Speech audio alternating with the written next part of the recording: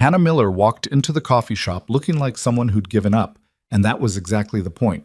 She'd dressed to repel, no makeup, hair in a careless knot, jeans that had seen better years. If this blind date took one look and ran, perfect. She was done being fooled by charm, done rebuilding from ashes. But across the room, Ryan Cole saw something else entirely. A woman who didn't perform, who didn't pretend. A single father who'd spent years dodging gold diggers and social climbers. He felt something shift in his chest. She looked real, and that terrified him more than any boardroom ever had. If you're watching, drop a comment with your city below. I want to see how far this story travels. Now let's begin.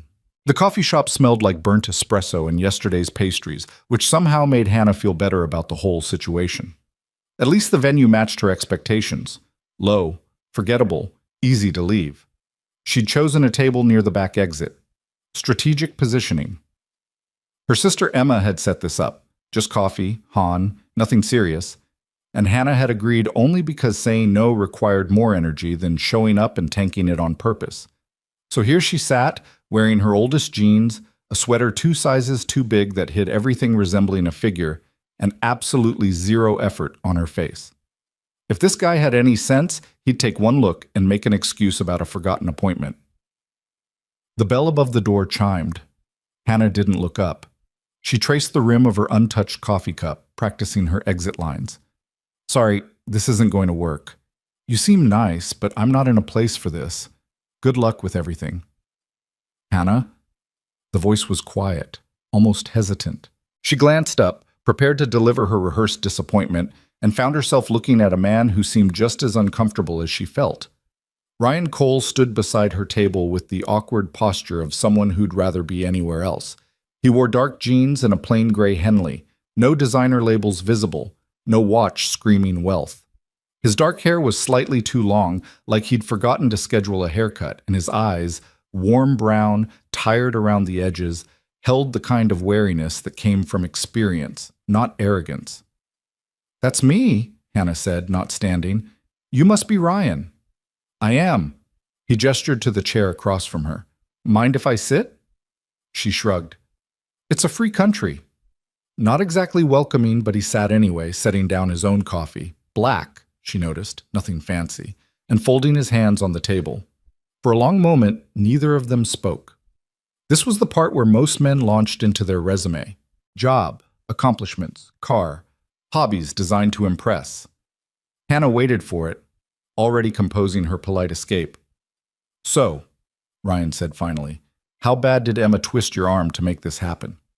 Hannah blinked. What? Your sister. A small smile tugged at his mouth. I'm guessing she didn't take no for an answer. My brother practically staged an intervention to get me here. Despite herself, Hannah felt her shoulders relax a fraction. She threatened to show up at my classroom and make a scene in front of my students. Ah, the nuclear option. Ryan's smile widened slightly. My brother went with emotional blackmail, told me I was setting a bad example for my daughter by hiding from life. You have a daughter? I do. Mia. She's 7. Something shifted in his expression, softening it. She's the reason I'm here, actually. Not directly, but she asked me the other day why I never go on dates like her friend's dad does. And I didn't have a good answer that wasn't basically because people are exhausting. Hannah surprised herself by laughing. That's honest. Seemed easier than explaining that most first dates feel like job interviews where both people are lying on their resumes. Ryan took a sip of his coffee, grimaced slightly. This is terrible, by the way. I know. I picked it on purpose. To test me? To make leaving easier. The honesty hung between them, too raw for a first meeting. Hannah expected him to retreat, to smooth it over with some polite fiction. Instead, Ryan nodded slowly. That's fair, he said. For what it's worth, I picked the worst possible shirt this morning for the same reason. That's not a bad shirt. It has a stain on the shoulder, coffee, from 3 days ago. I just wore it inside out. Hannah looked closer and realized he was right. There was a faint discoloration near the seam. She found herself smiling despite her best efforts. We're both disasters. Absolutely. Ryan leaned back in his chair, and some of the tension left his posture. Want to start over? Pretend we're two normal people having coffee instead of two people trying to sabotage their siblings' matchmaking? I don't know if I remember how to be normal. Me neither. But we could try being honest instead. See where that goes. Hannah studied him for a long moment. There was no performance in his manner, no smooth charm or calculated interest. Just a tired single father who looked like he'd forgotten how to do this, same as her. Okay, she said. Honest. I'm an elementary school teacher, 3rd grade. I spend my days with 8-year-olds, which means I have the patience of a saint and the ability to survive on 4 hours of sleep and lukewarm coffee. Impressive. Ryan's expression suggested he meant it. I work in management, corporate stuff. It's boring mostly. The interesting part of my life is Mia. Everything else is just what I do to make sure she's taken care of. How long have you been on your own with her? 5 years. Her mother passed when she was 2. The simple statement carried weight that didn't need elaboration. Hannah recognized that tone, the voice of someone who'd survived something that should have broken them. I'm sorry, she said, meaning it. Thank you. Ryan traced the edge of his coffee cup, an unconscious echo of her earlier gesture. It's been long enough that we've found our rhythm, but it's also been long enough that I forgot how to do this. Adult conversation that isn't about parent-teacher conferences or grocery lists. I get that. Different reason, but same result. Hannah surprised herself by continuing. I was engaged 2 years ago. Called it off 6 months before the wedding when I found out he'd been using my name to open credit cards. Spent the last 2 years paying off debt I didn't create and remembering how to trust my own judgment. She hadn't meant to say all that. Definitely hadn't planned to lead with her greatest hit of humiliation. But something about Ryan's quiet presence made the truth feel less dangerous than usual. That's terrible, Ryan said, and his anger on her behalf was evident. Did you press charges? Tried. He was smart about it. Technically, we had shared accounts, shared addresses. Lawyers said it would be nearly impossible to prove I didn't authorize it. Hannah shook her head. So I just paid it. Took on extra tutoring jobs, sold everything that wasn't nailed down, moved into the cheapest apartment I could find. I'm almost done. Another 6 months and I'll be clear. That takes incredible strength. It takes stubbornness. And a really good relationship with instant ramen. Ryan smiled, but his eyes were serious. Strength and stubbornness aren't mutually exclusive. Most strong people I know are just too stubborn to quit. The conversation shifted then, becoming easier. They talked about teaching. Hannah's stories about her students made Ryan laugh, genuine and unguarded. He told her about Mia's current obsession with dinosaurs and her insistence on wearing her Halloween costume to school in January. She's strong-willed, Ryan said, affection clear in his voice. Takes after her mother that way. What was she like? Hannah asked, then immediately regretted it. Sorry, you don't have to. It's okay. I don't mind talking about Sarah. Ryan's expression was thoughtful, nostalgic, but not pained. She was fierce, brilliant, the kind of person who walked into a room and immediately organized it to run better. She would have loved teaching, actually. She had that same patience you described, that ability to see potential in people and pull it out of them. She sounds wonderful. She was. And she would have kicked my ass for hiding from life for 5 years. Ryan smiled sadly. I think that's what my brother was getting at. Not that I need to replace her. You can't replace people. But that she wouldn't want Mia growing up watching me shut down. Hannah understood that. The weight of someone else's expectations, even someone gone. The responsibility of living in a way that honored what they'd given you. My students saved me, she said quietly. After everything fell apart, they were the reason I got out of bed. Hard to wallow when 23 kids need you to teach them fractions and remind them to wash their hands after recess. That's the thing about being responsible for other people, Ryan agreed. It doesn't leave much room for falling apart. Sometimes, I'm not sure if that's good or bad. Both, probably. Most important things are. They ordered second coffees, still terrible, but somehow more tolerable with company. The afternoon stretched into early evening. conversation flowing through safer topics, books, favorite restaurants, the eternal struggle of finding decent coffee in a city full of pretentious cafes. "There's a place in my neighborhood," Hannah said. "Family owned, been there forever. The coffee is incredible, and they have these pastries. I swear I've tried to recreate the recipe and failed every time." "You bake?" "Stress baking. It's therapeutic, and my neighbors benefit." She smiled. "Though lately I've been too tired even for that. End of school year is brutal. Testing season, parent conferences, kids getting restless." "When's your break?" 3 weeks. And I'm spending it doing absolutely nothing. Maybe sleeping for 48 hours straight." "That sounds perfect." Ryan checked his phone, and something in his expression shifted. Not alarm, but awareness. "I should go. I told my brother I'd pick up Mia by 6, and I'm cutting it close." Hannah felt an unexpected pang of disappointment. "Right, of course." They stood, that awkward moment of not knowing how to end the interaction. Handshake seemed too formal. Hug, too presumptuous. Ryan solved it by simply saying, "This was nice, really nice. Would you want to do it again? Maybe somewhere with better coffee?" The careful hope in his voice made Hannah's chest tighten. She thought about all the reasons to say no. The debt still hanging over her, the trust she'd spent 2 years rebuilding, the certainty that getting close to someone again would only lead to more wreckage. But she also thought about the way he'd listened when she talked about her students, the pride in his voice when he spoke about his daughter, the absence of performance or pretense in everything he'd said. "Yeah," she heard herself say. "I'd like that." Ryan's smile was worth the risk. "Friday? I know a bookstore that has a cafe attached, decent coffee, and if conversation runs dry, we can browse." "Well, perfect." They exchanged numbers, and Hannah watched him leave, walking with the slightly hurried stride of a parent running late. Through the window, she saw him pull out his phone, presumably texting his brother, and the smile on his face made something warm unfold in her chest. She sat back down, staring at her cold coffee. Emma was going to be insufferable about this. Hannah pulled out her phone and sent a quick text. "Fine. You were right. He's nice. Don't get excited." The response came immediately. "Too late. Already planning the wedding." Hannah rolled her eyes but couldn't suppress her smile. Friday came faster than expected. Hannah found herself actually putting effort into her appearance. Not a full transformation, but clean jeans, a sweater that fit properly, and some minimal makeup. She drew the line at heels.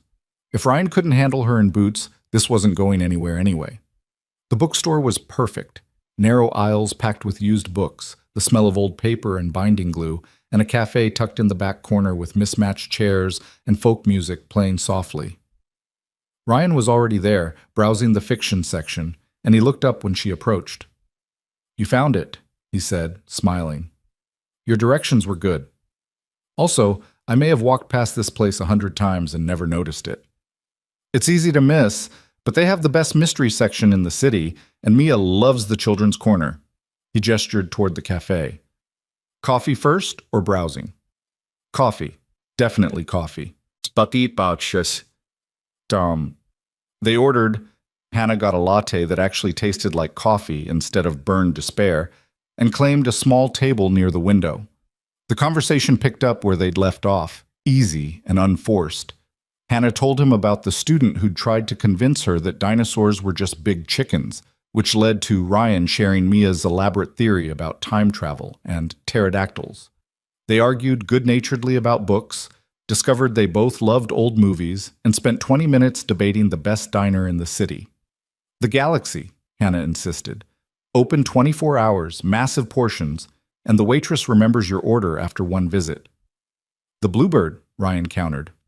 "Better coffee, actual vegetables in the omelets, and they don't judge you for eating breakfast at midnight." "The Galaxy doesn't judge either. They encourage it." "We should test this scientifically. Try both and compare." Hannah raised an eyebrow. "Is that you asking me out again?" "Only if the answer is yes." She pretended to consider it. "I suppose I could be convinced. For science." They spent another hour browsing the shelves, pulling books and reading passages aloud, arguing about authors and genres. Ryan had surprisingly strong opinions about thriller novels, and Hannah discovered they shared a love for literary fiction that didn't take itself too seriously. When they finally left, the sun was setting, painting the street in orange and gold. Ryan walked her to her car, hands in his pockets, that same slight awkwardness from their first meeting returning. "This was really great," he said. "I'm glad we did this." "Me too." Hannah unlocked her car but didn't get in immediately. "So, the diner experiment. When should we conduct this vital research?" "Are you free Sunday? Mia has a play date in the afternoon, so I have a few hours." "Sunday works." This time, the goodbye was easier. A brief hug, warm and uncomplicated, and then Hannah was driving home with NPR on the radio and a lightness in her chest she hadn't felt in years. Sunday morning, Ryan picked her up at 10. He'd suggested the Bluebird first, his choice, so he got to defend it. And when they walked in, Hannah had to admit it was charming. Vintage booths, checkerboard floors, and a waitress who greeted Ryan by name. "Regular, honey?" the waitress asked. "Please, Marie, and whatever she wants." Marie turned to Hannah with an appraising look. "First time here?" "First time." "He's very confident about your coffee." "He should be. Best in the city." Marie winked. "I'll give you 2 a minute with the menus." When she left, Hannah leaned across the table. "Regular? How often are you here?" "Mia and I come most Sundays. It's our routine. Breakfast, then the park if it's nice, or the library if it's not." Ryan looked slightly embarrassed. "I'm a creature of habit." "I get that. Routines are good, especially with kids." Hannah scanned the menu. "Okay, what's the move here? What should I order to get the full Bluebird experience?"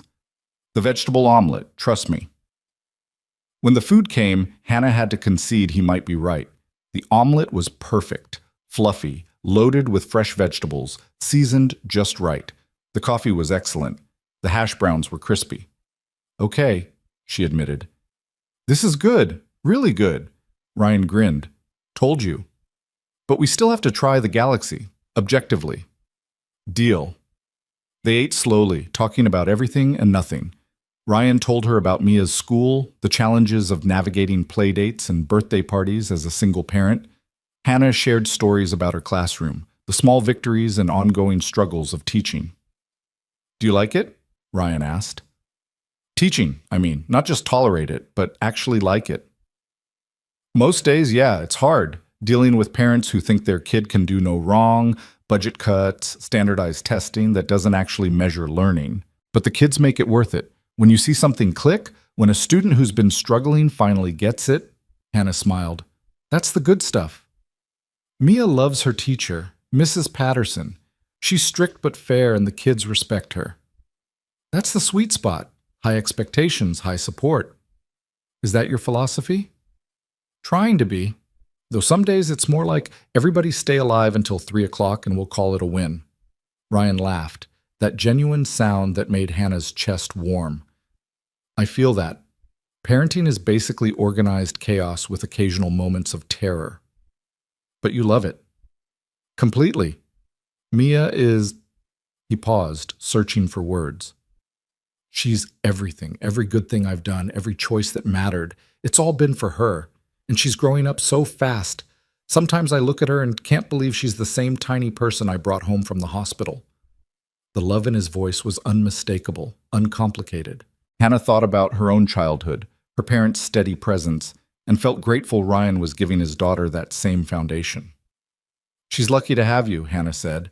"I'm lucky to have her. She saved me, honestly. After Sarah died, I didn't know how to keep going, but Mia needed me. So I figured it out. That's what good parents do." They finished breakfast and, because neither wanted the morning to end, drove to the Galaxy. It was exactly as Hannah had promised, gloriously unpretentious, with a waitress who called everyone hun, and portions that could feed a family. "Okay, I see the appeal," Ryan admitted, surveying his pancake stack. "This is aggressively American in the best way." "Right? No pretense, just good food and coffee strong enough to strip paint." They ate until they were uncomfortably full, laughing about the absurdity of eating 2 breakfasts in one morning. When they finally left, Hannah felt lighter than she had in years. "So," Ryan said as they stood by her car, "what's the scientific conclusion? Which diner wins?" "I think we need more data." Several more trials, at minimum. That's very thorough of you. I'm an educator. I believe in rigorous research. Ryan stepped closer, and Hannah's breath caught slightly. I'm glad your sister forced you into that coffee shop. I'm glad your brother emotionally blackmailed you. Can I see you again? Not for diners or science, just because I want to? Hannah's heart hammered against her ribs. Every instinct screamed at her to protect herself, to maintain distance, to remember what happened last time she let someone in.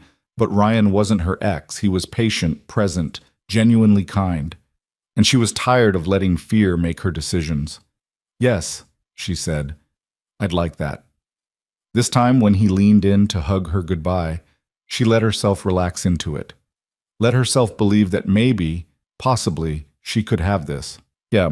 The weeks that followed developed a rhythm. Coffee dates became dinner dates. Dinner dates became long walks through the city, bookstores and museums, quiet evenings that stretched until midnight. Ryan was careful never to push, always letting Hannah set the pace, and she found herself opening up in ways she hadn't expected. She told him about her childhood, her parents who still lived 2 states away, her sister who called weekly to check on her, about the years building her career, the satisfaction of watching students grow, and eventually about the engagement that fell apart, the betrayal that came with it. The worst part wasn't the money, she admitted one evening as they walked through a park near her apartment. It was realizing I'd missed all the signs, that I'd been so focused on planning a future that I didn't see who I was actually with. That's not your fault, Ryan said firmly. He lied. He manipulated. That's on him, not you. I know, intellectually I know, but it still feels like failure, like I should have known better. We all should have known better about things that already happened. That's the benefit of hindsight. He took her hand, a gesture that had become natural over the past few weeks. What matters is you survived it. You rebuilt. You didn't let it destroy you. Some days it felt close. But you're still here. Still teaching. Still fighting. Still willing to have coffee with a stranger your sister set you up with. Ryan squeezed her hand gently. That takes more courage than you give yourself credit for. Hannah leaned her head against his shoulder, letting herself take comfort in his solidity. What about you? You've been through worse. How did you keep going? Honestly, 1 day at a time, some days 1 hour at a time. Ryan was quiet for a moment. After Sarah died, I thought about giving up, not permanently, but just checking out. Going through the motions for Mia, but not really living.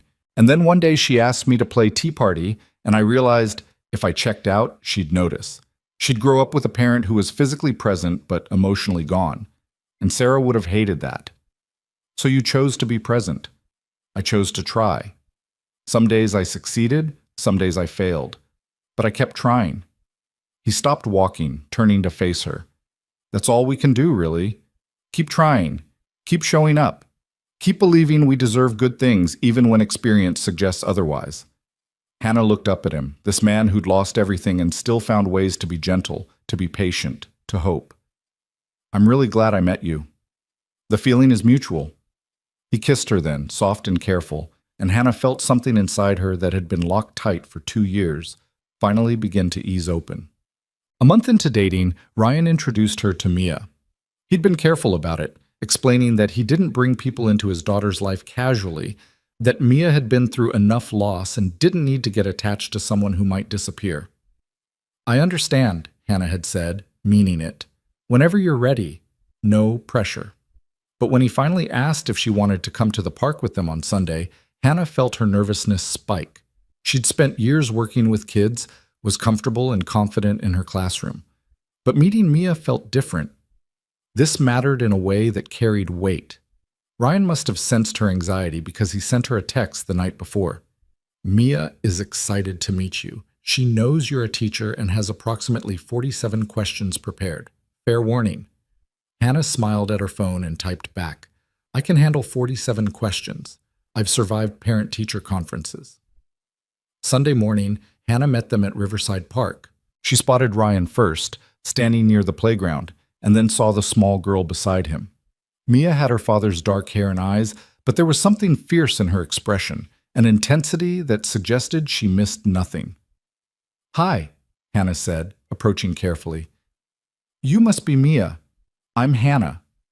Mia looked her up and down with the serious appraisal of someone much older. Dad says you're a teacher. I am. 3rd grade. I'm in 2nd grade. Do you like teaching? Most days. Do you like school? Sometimes. Math is boring, but reading is good. Mia tilted her head. Do you read chapter books to your class? Every day after lunch. Right now we're reading a book about a girl who solves mysteries with her dog. That sounds better than what Mrs. Patterson reads. She picks books about history, and they're super long. Ryan hid a smile. Mia, remember what we talked about, being polite? I am being polite. I didn't say they were boring, just long. Mia looked back at Hannah. Do you want to go on the swings? I can swing really high now. Want to see? Definitely. They spent the next 2 hours at the playground. Mia demonstrated her swinging abilities, tested Hannah on dinosaur knowledge. Hannah failed spectacularly and insisted on showing off her monkey bar skills. Hannah found herself relaxing, the genuine enthusiasm of a 7-year-old impossible to resist. When Mia ran off to climb the jungle gym, Ryan moved closer to Hannah.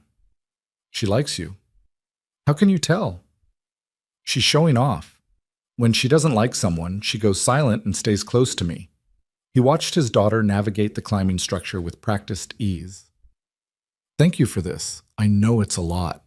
She's great, honest, smart, doesn't waste time on nonsense. Hannah smiled. Wonder where she gets that. After the park, they went for ice cream. Mia ordered chocolate with gummy bears and sprinkles. All the toppings, they're free, and interrogated Hannah about teaching while they ate. Do your students listen to you? Usually, sometimes I have to use my teacher voice. What's your teacher voice? Hannah demonstrated, dropping her tone slightly. Mia, I need you to make good choices right now. Mia's eyes widened.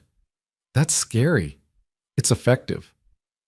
When Ryan dropped Hannah off that evening, Mia waved enthusiastically from the back seat. Bye, Miss Hannah. See you next time. Next time. Hannah felt her throat tighten with something that might have been hope. She doesn't say that to everyone, Ryan said quietly. Just so you know. Hannah kissed him, quick and soft. I'll see you next time. The weeks turned into months, and Hannah found herself woven into the fabric of Ryan and Mia's life. Sunday mornings at the diner became a tradition for all 3 of them. She attended Mia's school play, helped with homework, learned the names of all 7 stuffed dinosaurs that shared Mia's bed. Her apartment became familiar to Ryan, her routine something he knew by heart.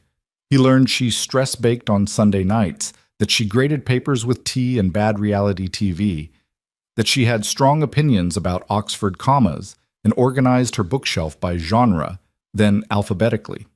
It was comfortable, easy. The kind of relationship Hannah had convinced herself didn't exist. And then, 4 months in, Ryan's phone rang during dinner at her place.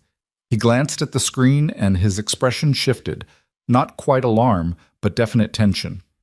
I'm sorry, I have to take this. Of course. He stepped into her hallway, voice low, and Hannah tried not to eavesdrop. But her apartment was small, and she caught fragments. Not until Wednesday. Tell them I'll call them back. No, absolutely not. We're not moving the timeline. When he returned, his easy demeanor had cracked slightly. Sorry about that. Work thing. Everything okay? Yeah, just some people can't make decisions without calling me every 5 minutes. He ran a hand through his hair, frustrated. The joys of management. It was the first time Hannah had seen him stressed about work. He usually kept that part of his life separate, mentioning his job only in the vaguest terms. She'd assumed he preferred to focus on other things when they were together, which she respected. But something in his tone made her pause. Do you want to talk about it? Not really. It's just corporate nonsense. Nothing interesting. He smiled, but it didn't quite reach his eyes. Tell me about your week. How did the reading assessment go? They moved on, but Hannah filed the moment away. A small crack in the carefully maintained separation between Ryan's work life and everything else. She didn't push. Not then.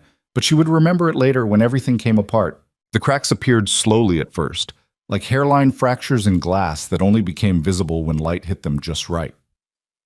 2 weeks after that tense phone call, Hannah noticed Ryan checking his phone more frequently during their dates. Not constantly, he was too considerate for that, but enough that she saw the small frown that crossed his face when certain messages came through, the way his shoulders tensed before he typed quick responses. "Everything okay?" she asked one evening as they waited for their table at a small Italian place Mia had been begging to try. Ryan looked up from his phone, and the frown smoothed into a smile. "Yeah, sorry, just some issues at the office. Nothing major." "You can talk about it, you know." "I don't mind." "I know, but honestly, it's boring corporate politics. I'd rather hear about your day." He pocketed his phone deliberately. "How did the field trip go?" "Mia said you were chaperoning." Hannah let it go, but the deflection sat uneasily in her chest. She told him about the Natural History Museum, the chaos of managing 23 excited third graders, the student who'd tried to convince her the dinosaur skeletons were fake because bones don't last that long, Miss Miller. Ryan laughed at the right moments, engaged and present, and by the time their food arrived, Hannah had almost forgotten her concern. Almost. It wasn't until 3 days later, when Emma called during Hannah's lunch break, that the unease crystallized into something sharper. "So I was talking to Jennifer. You remember her, from college. She works in finance now, and she mentioned seeing you at some restaurant last week with Ryan Cole." Emma's tone was carefully casual, which immediately put Hannah on alert. "Small world, right?" "Yeah, we went to that Italian place. Why?" "No reason, just Jennifer seemed surprised. Said she didn't know you were dating anyone, let alone—" Emma paused. "Hannah, do you know who Ryan is?" "What do you mean?" "He's a single dad, works in corporate management. He's the CEO of Cole Industries. Has been for like 6 years. They're huge. Tech, real estate, venture capital. His brother set you guys up as a favor to me, but I had no idea he'd actually show up. Apparently he never does the blind date thing." Hannah's classroom suddenly felt too small, the walls pressing in. "That's not possible. Ryan would have mentioned—" "Would he? Think about it, Han. Has he ever actually told you what he does? Specifically?"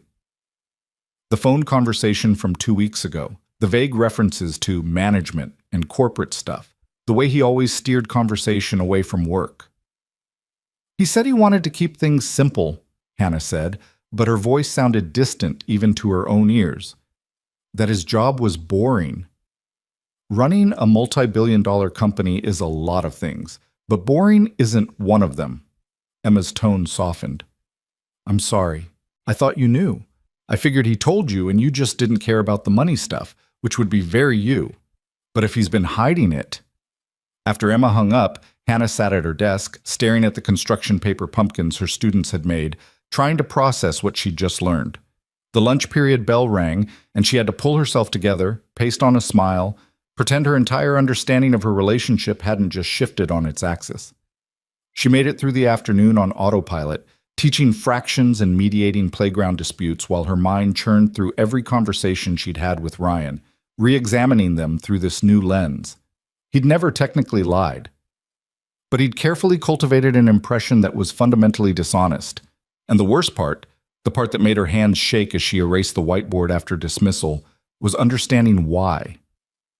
He thought she'd want his money, thought she'd change, become someone else if she knew. Just like her ex had thought she was useful, malleable, someone whose trust could be exploited. Hannah drove home in silence, declined Emma's follow-up call, and sat on her couch trying to decide whether to confront Ryan or simply disappear. Her phone buzzed. A text from Ryan. "Mia wants to know if you can come to her soccer game Saturday. No pressure, but she's been practicing her victory dance specifically to show you." Hannah stared at the message. Sweet, genuine, exactly the kind of thing that had made her fall for him in the first place. She typed back, "We need to talk. Can you come over tonight after Mia's asleep?" The response took longer than usual. "Of course." "Everything okay? Just need to talk. I'll be there by 9. The hours until 9 felt endless and too short simultaneously. Hannah changed clothes 3 times, cleaned her already clean apartment, made tea she didn't drink. When the knock finally came, she opened the door to find Ryan looking worried, his hair slightly messy like he'd been running his hands through it. "What's wrong?" he asked immediately. "Are you okay?" "Come in." He stepped inside and Hannah closed the door, leaning against it for support. Ryan stood in the center of her small living room, hands in his pockets, radiating concern. Hannah, you're scaring me. What happened? Why didn't you tell me you're a CEO? The color drained from Ryan's face. For a long moment, he just stood there, and Hannah watched him cycle through responses. Denial, deflection, explanation, before finally landing on resignation. How did you find out? Does it matter? I guess not. Ryan moved to her couch but didn't sit, just gripped the back of it. I was going to tell you. I didn't know how or when. How about on our first date? When I was telling you about my ex and the debt and everything I've been through. That might have been a good time to mention you're a billionaire. If I'd told you then, you would have left. You dressed like you did specifically to make me leave. You said so yourself. If you'd known who I was, what I had, you would have assumed I wanted something from you. And instead you lied. I didn't lie. You let me believe something that wasn't true. That's the same thing, Ryan. Hannah's voice cracked and she hated it.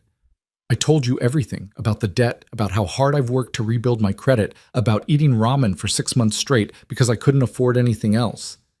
And you just let me think we were on equal footing? We are on equal footing. Ryan's voice was urgent now, desperate. Money doesn't change who I am. It doesn't change what we have. It changes everything. Don't you see that? Hannah pushed off the door, pacing. I spent 4 months thinking you understood what it's like to struggle, to rebuild from nothing, thinking we had that in common. But you've never struggled a day in your life, have you? That's not fair. Fair? You want to talk about fair? Hannah stopped pacing, facing him directly. I'm 32 years old, Ryan. I live in a 400-square-foot apartment with appliances from 1987. I buy generic everything because name brand is too expensive. I tutored 3 nights a week for 2 years just to stay afloat. And you? What? You thought it was charming? Quaint? I thought you were strong. I thought you were incredible. Ryan's composure was fracturing. And I still think that. This doesn't change anything about who you are. But it changes who you are, or at least who I thought you were. Hannah wrapped her arms around herself. Every time you paid for dinner, was that you being nice or you feeling sorry for me? Every time I suggested somewhere cheap, were you laughing at me? I would never. Hannah, please. Ryan moved toward her, but she stepped back. I know I should have told you, I know. But I've spent the last 5 years watching people change when they find out about the money. Women who suddenly laugh at all my jokes, who agree with everything I say, who look at Mia and see a meal ticket instead of a kid. I just wanted someone to see me, just me. And I wanted someone to be honest with me. Hannah's voice dropped to barely above a whisper. After what I went through, that was the one thing I needed, honesty. And you couldn't even give me that. I'm giving it to you now. Only because you got caught. The truth of it hung between them, sharp and undeniable. Ryan's expression crumbled, and for a moment he looked lost. This powerful man who commanded boardrooms reduced to someone who didn't know how to fix what he'd broken. What do you want me to say? He asked quietly. I don't know. Maybe there isn't anything to say. Hannah sank onto her couch, suddenly exhausted. I need time to think, to figure out if I can trust you again. Can I? Ryan stopped, started over. How much time? I don't know that either. Okay. He moved toward the door, then paused. For what it's worth, everything else was real. The way I feel about you, what we built together, that wasn't about money or status or anything else. It was real. Hannah didn't respond, and after a moment, Ryan left. The silence in her apartment felt oppressive. Hannah sat on her couch until midnight, then crawled into bed fully clothed and stared at the ceiling until dawn. Emma called the next morning before Hannah had even dragged herself to the shower. Please tell me you're okay. I'm fine. You're lying, but I'll allow it. What happened? Hannah gave her the abbreviated version, the confrontation, Ryan's explanation, the hollow feeling that had settled in her chest and showed no signs of leaving. I'm sorry, Emma said when she finished. I shouldn't have told you like that. I should have let him explain first. It's not your fault. Better to find out now than 6 months from now, or on our wedding day when I realize I don't actually know my husband. You're not being fair to him. Since when are you defending him? Since I saw you happier in the last 4 months than you've been in 4 years. Emma's voice was gentle but firm. Look, I'm not saying what he did was right. He should have told you. But I also get why he didn't. You literally dressed to scare him off on your first date. If he'd opened with, "Hi, I'm a billionaire," you would have run. That's what he said. Because it's true. Han, you've spent 2 years convinced that everyone wants something from you, building walls so high nobody could possibly get in. Ryan climbed those walls anyway, and yeah, he should have been honest about the climbing gear he was using. But he climbed them. Nobody else even tried. Hannah pressed the heels of her hands against her eyes. I don't know if I can do this, Em. The money thing, it's not even about the money. It's about trust. Then tell him that. Have the actual conversation instead of shutting him out. I asked for time. I know, I'm just saying, don't use that time to build the walls higher. After they hung up, Hannah forced herself to shower and dress. She had school in an hour, 23 kids who needed her functional regardless of her personal drama. She could fall apart later. Except later never came. Between teaching and grading and parent emails, Hannah stayed busy enough that she could almost pretend nothing had changed. It was only at night, alone in her apartment, that the loneliness crept in. Ryan texted once, "I'm here if you want to talk." No pressure. Just wanted you to know. Hannah stared at the message for 20 minutes before responding. Thank you. I just need a little more time. Take all the time you need. The weekend was harder. Saturdays had become synonymous with Ryan and Mia. Breakfast, errands, lazy afternoons. Without them, the hours stretched empty and accusing. Hannah threw herself into cleaning, into grading papers that didn't need grading, into anything that kept her hands busy and her mind occupied. Sunday morning, she baked bread, cookies, a pie nobody would eat. Her neighbors would benefit, at least. Monday brought a complication she hadn't anticipated. Mia. Hannah was monitoring recess when she spotted the small figure hovering near the fence that separated the elementary playground from the middle school field. Mia shouldn't be anywhere near Hannah's school. She attended a different elementary across town, which meant this was intentional. Hannah walked over slowly. Hey, Mia. What are you doing here? My friend's sister goes here. We had a play date. Mia's expression was solemn, too knowing for 7. But I wanted to see you. Does your dad know you're here? He's in the parking lot. He said I could say hi, but not to bother you if you're working.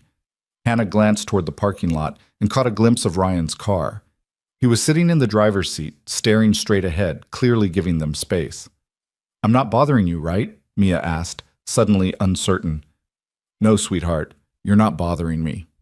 Hannah crouched down to Mia's level. How are you doing? Okay, Dad's been sad, though. He says he's fine, but he does the dishes weird when he's sad. Weird how? Really quiet, and he stares at them. Mia kicked at the fence post. Did you guys have a fight? Hannah's throat tightened. Sort of. Grown-up stuff. Are you going to stop being friends? I don't know yet. I hope you don't. You make Dad smile the real way, not the pretend way he does for other people. Mia looked up at her with those serious dark eyes. And you're nice. You don't talk to me like I'm stupid. You're not stupid. You're one of the smartest kids I know. Then you should know Dad didn't mean to make you sad. He messes up sometimes, but he always tries to fix it. Mia glanced back toward the parking lot. I should go. He said 5 minutes. Mia. Hannah stopped, unsure what to say. Thank you for coming to see me. You're welcome. Bye, Miss Hannah. Hannah watched her run back to the car, watched Ryan's expression shift when she climbed in. Relief and worry and hope all tangled together. He didn't look toward the playground, didn't try to catch Hannah's eye, just started the car and drove away. That night, Hannah finally called him. Hannah?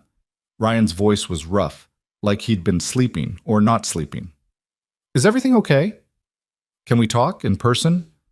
Yes, of course. When? Now? If that works. I'll be there in 20 minutes. He made it in 15.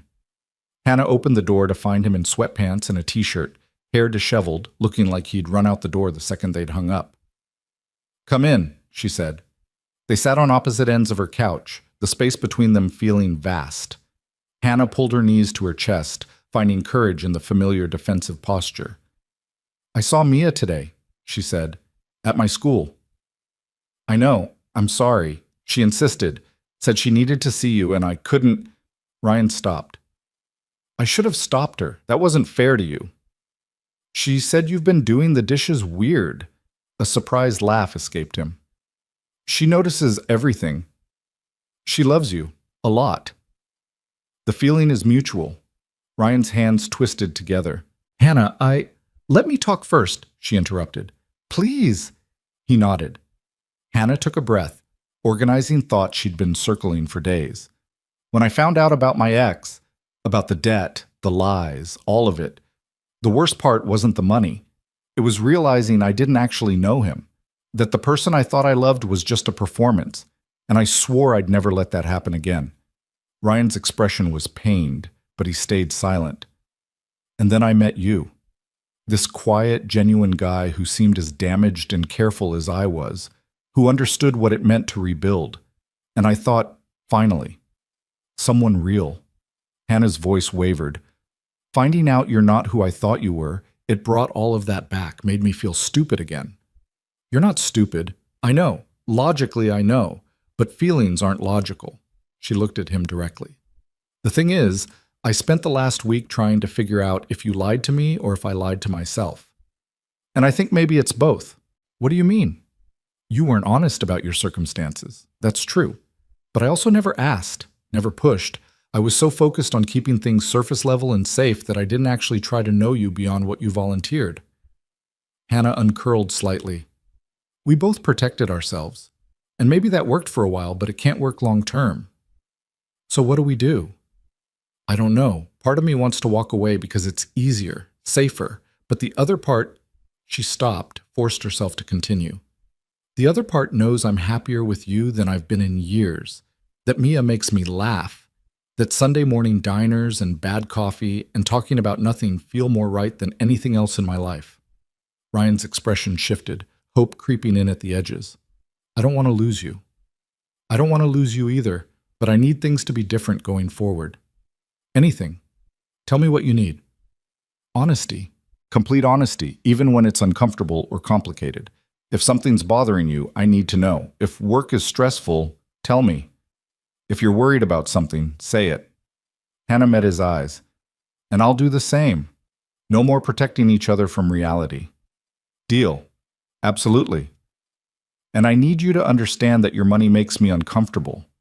Not because I want it, but because of the power imbalance it creates. You can buy anything, solve any problem. I'm still paying off debt and budgeting for groceries. That gap, it matters.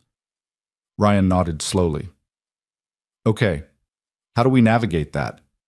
I don't know yet, but we figure it out together, not with you making decisions for me or trying to fix things I didn't ask you to fix.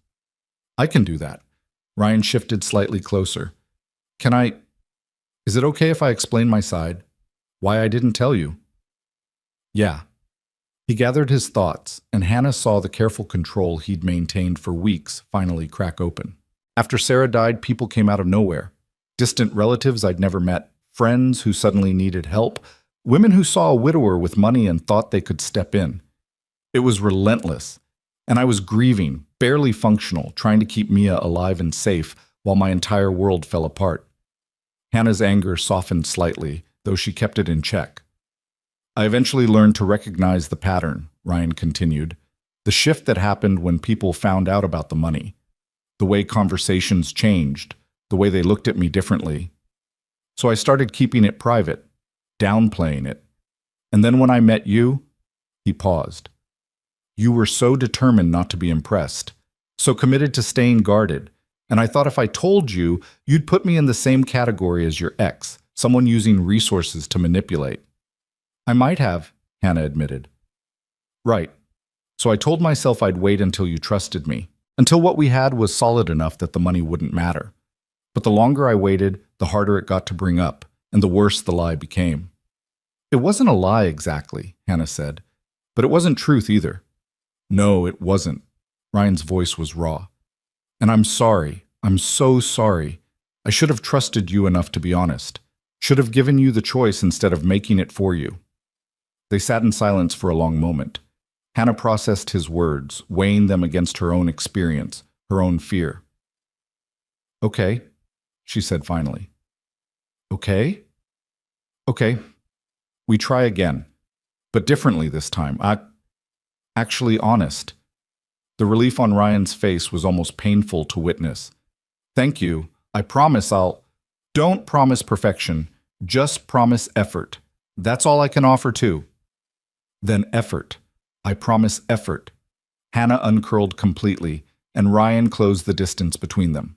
The hug was careful at first, tentative, and then Hannah felt herself relax into it, breathing in the familiar scent of his laundry detergent, and something underneath that was just him. I missed you, she whispered against his shoulder. I missed you too, so much. They stayed like that for a long time, neither wanting to let go, both aware of how close they'd come to losing this. When they finally pulled apart, Ryan's expression was serious. Can I tell you something else? Full honesty? Please. There's a work thing coming up, a gala. It's in 2 weeks and normally I skip them, but this year my company is being honored and I have to attend. He took her hand. I'd like you to come with me, but I want you to understand what you're signing up for. It's going to be formal, there will be press, and people are going to ask questions about who you are. Hannah's stomach dropped. That's a lot. I know, and if you're not ready, I completely understand. But I also don't want to hide you, don't want to hide us. What about Mia? Won't she be there? No, she's spending that weekend with my brother and his family. This is strictly adult territory, boring speeches and expensive wine. Hannah thought about it, about cameras and questions and the judgment of people who would see her cheap dress and clearance shoes, about stepping into a world that wasn't hers and never would be. But she also thought about Ryan's expression, the vulnerability in his request, the fact that he was asking, not assuming. Okay, she said, I'll go. Really? Really, but I'm going to need help with the dress code. I'm guessing my teacher wardrobe isn't black tie appropriate. Ryan laughed, real and warm. We'll figure it out, together. Together, Hannah agreed. And for the first time in a week, the tightness in her chest finally eased. The dress arrived 3 days before the gala, delivered to Hannah's classroom during her lunch break by a courier who looked deeply uncomfortable navigating elementary school hallways. The box was sleek black, tied with silver ribbon, and when Hannah opened it in the privacy of her storage closet, she found a gown that probably cost more than her monthly rent. Deep navy silk that shimmered like water, simple lines that wouldn't look cheap in photographs, and a handwritten note from Ryan. Saw this and thought of you. If you hate it, we'll find something else. No pressure. R. Hannah held the dress against herself, catching her reflection in the tiny mirror she kept for checking her appearance before parent meetings. The woman looking back seemed like a stranger, someone who might actually belong at a billionaire's gala instead of surrounded by construction paper and spelling tests. Her phone buzzed. Emma, because of course Emma had developed some kind of sister telepathy about dramatic moments. Please tell me you're not spiraling, Emma said when Hannah answered. I'm holding a dress that costs more than my car. First of all, your car cost $800 and sounds like it's dying every time you start it. Second, is the dress hideous? It's beautiful. That's the problem. How is that a problem? Hannah sank onto one of the tiny chairs meant for 8-year-olds, the dress pooling across her lap. Because I'm going to show up at this thing and everyone's going to know I don't belong there. They're going to look at me and see exactly what I am, a broke teacher who's dating way out of her league. First of all, you're not broke. You're financially recovering, which is different. Second, Ryan isn't out of your league. Money doesn't determine worth, and you know that. Emma's voice softened. What's really going on, hon? I'm scared. The money thing was abstract before, something we could ignore in diners and bookstores. But this, showing up at his world, meeting his people, it makes it real. And I don't know if I can handle real. You've handled worse. Have I? Because right now it feels like I'm setting myself up for the exact same humiliation all over again. Except this time it'll be public, with cameras. So don't go. Hannah blinked. What? Don't go. If it's too much, tell Ryan you're not ready. He'll understand. Emma paused. But if you do go, stop acting like you're less than him. You're a grown woman with a career you're good at, who's been through hell and came out stronger. That's worth more than any bank account. After they hung up, Hannah sat in her storage closet for another 10 minutes, surrounded by art supplies and the faint smell of tempera paint, trying to find that strength Emma insisted she had. That evening, Ryan came over with takeout and found her on the couch with the dress box beside her, unopened since she'd brought it home. "You hate it," he said, setting down the food. "I don't hate it. It's perfect. That's the problem." Ryan sat beside her, careful not to disturb the box. "Talk to me." "I'm terrified," Hannah admitted. "Of the gala, of your world, of everyone looking at me and knowing I don't fit." "You fit with me. That's all that matters." "Is it? Because you've spent 5 years in that world. You know those people, and I'm going to show up and they're going to see right through me." "See through you to what?" Ryan's voice was gentle but firm. "To the fact that you're intelligent, kind, and don't take anyone's crap? That you work harder than most of them ever have? That you chose a career helping kids instead of chasing money? They're going to see someone who's with you for your wallet. Some of them will think that no matter what. They thought it about Sarah and she came from money herself." Ryan took Hannah's hand. "I'm not asking you to impress them or perform for them. I'm asking you to stand beside me for one evening so I don't have to face it alone." Hannah looked at him, really looked, and saw past the calm exterior to the tension underneath. "You hate these things." "I despise them. The false conversations, the networking, the performance. But it's part of the job, and this year I can't skip it." He squeezed her hand. "Having you there would make it bearable. But if you're not ready, I understand."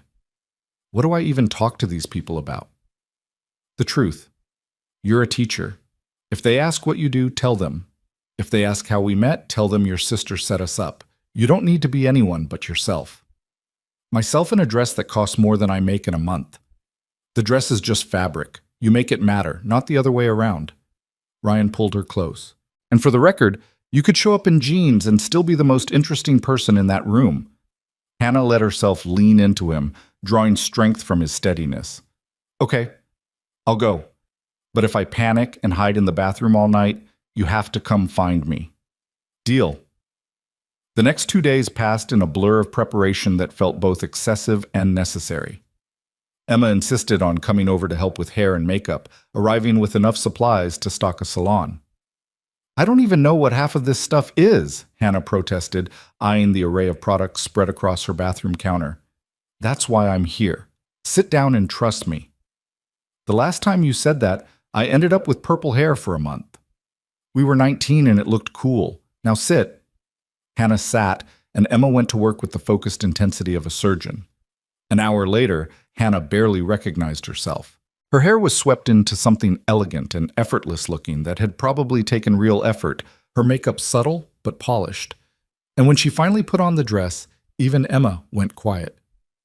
"Wow," Emma said finally. "Han, you look like I'm playing dress up. Like you belong in that dress. Like you were made for it." Emma's eyes were suspiciously bright. "Ryan's going to lose his mind." The doorbell rang at exactly 7, and Hannah's stomach dropped through the floor. Emma squeezed her shoulder before going to answer it, leaving Hannah staring at herself in the full-length mirror Emma had insisted on bringing over. She heard Ryan's voice in the living room, heard Emma saying something teasing, and then footsteps approaching. Hannah turned from the mirror as Ryan appeared in the doorway of her bedroom, wearing a tuxedo that made her breath catch. He stopped mid-step, and for a long moment neither of them spoke. "You're staring," Hannah said finally, nervous. "I know. I can't—" Ryan cleared his throat. "You look incredible. You clean up pretty well yourself." He crossed to her slowly, like approaching something precious he was afraid to break. "I know I said the dress didn't matter, but I was wrong. You make that dress extraordinary." Hannah felt heat rise in her cheeks. Smooth talker. Honest talker. He offered his arm. "Ready?" "Absolutely not. Let's go anyway." The car Ryan had sent was sleek and black, with a driver who offered a polite greeting before shutting them into the leather-scented interior. As they pulled away from Hannah's apartment building, She watched the familiar streets slide past and felt like she was leaving her real life behind. "You're nervous," Ryan observed, his hand finding hers. "Is it that obvious?" "Only to me." "You do this thing where you press your lips together when you're anxious." "Great. Now I'm going to be self-conscious about my lips too." "Don't be. I like your lips." He smiled. "Hannah, if at any point tonight you want to leave, we leave. No questions, no judgment, just say the word." The venue was a historic hotel downtown, all marble columns and glittering chandeliers with a red carpet leading to the entrance where photographers were already stationed. Hannah's heart hammered against her ribs as their car pulled up. "Breathe," Ryan murmured. "We'll go straight inside. The photos are optional." But as soon as they stepped out, cameras flashed. Ryan kept his hand on the small of her back, steady and grounding as they navigated the carpet. Hannah heard her name being called, reporters who'd apparently done their research, and questions being shouted about their relationship. "Mr. Cole, who's your date? How long have you been together?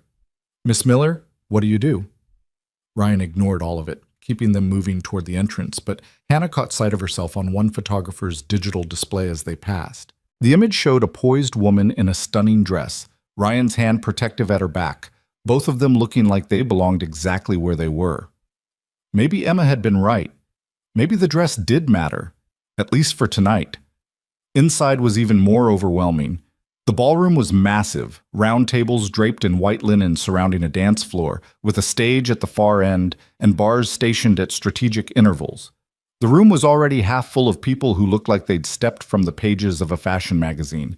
Women in designer gowns, men in tuxedos that fit like they'd been custom-made, everyone radiating wealth and confidence.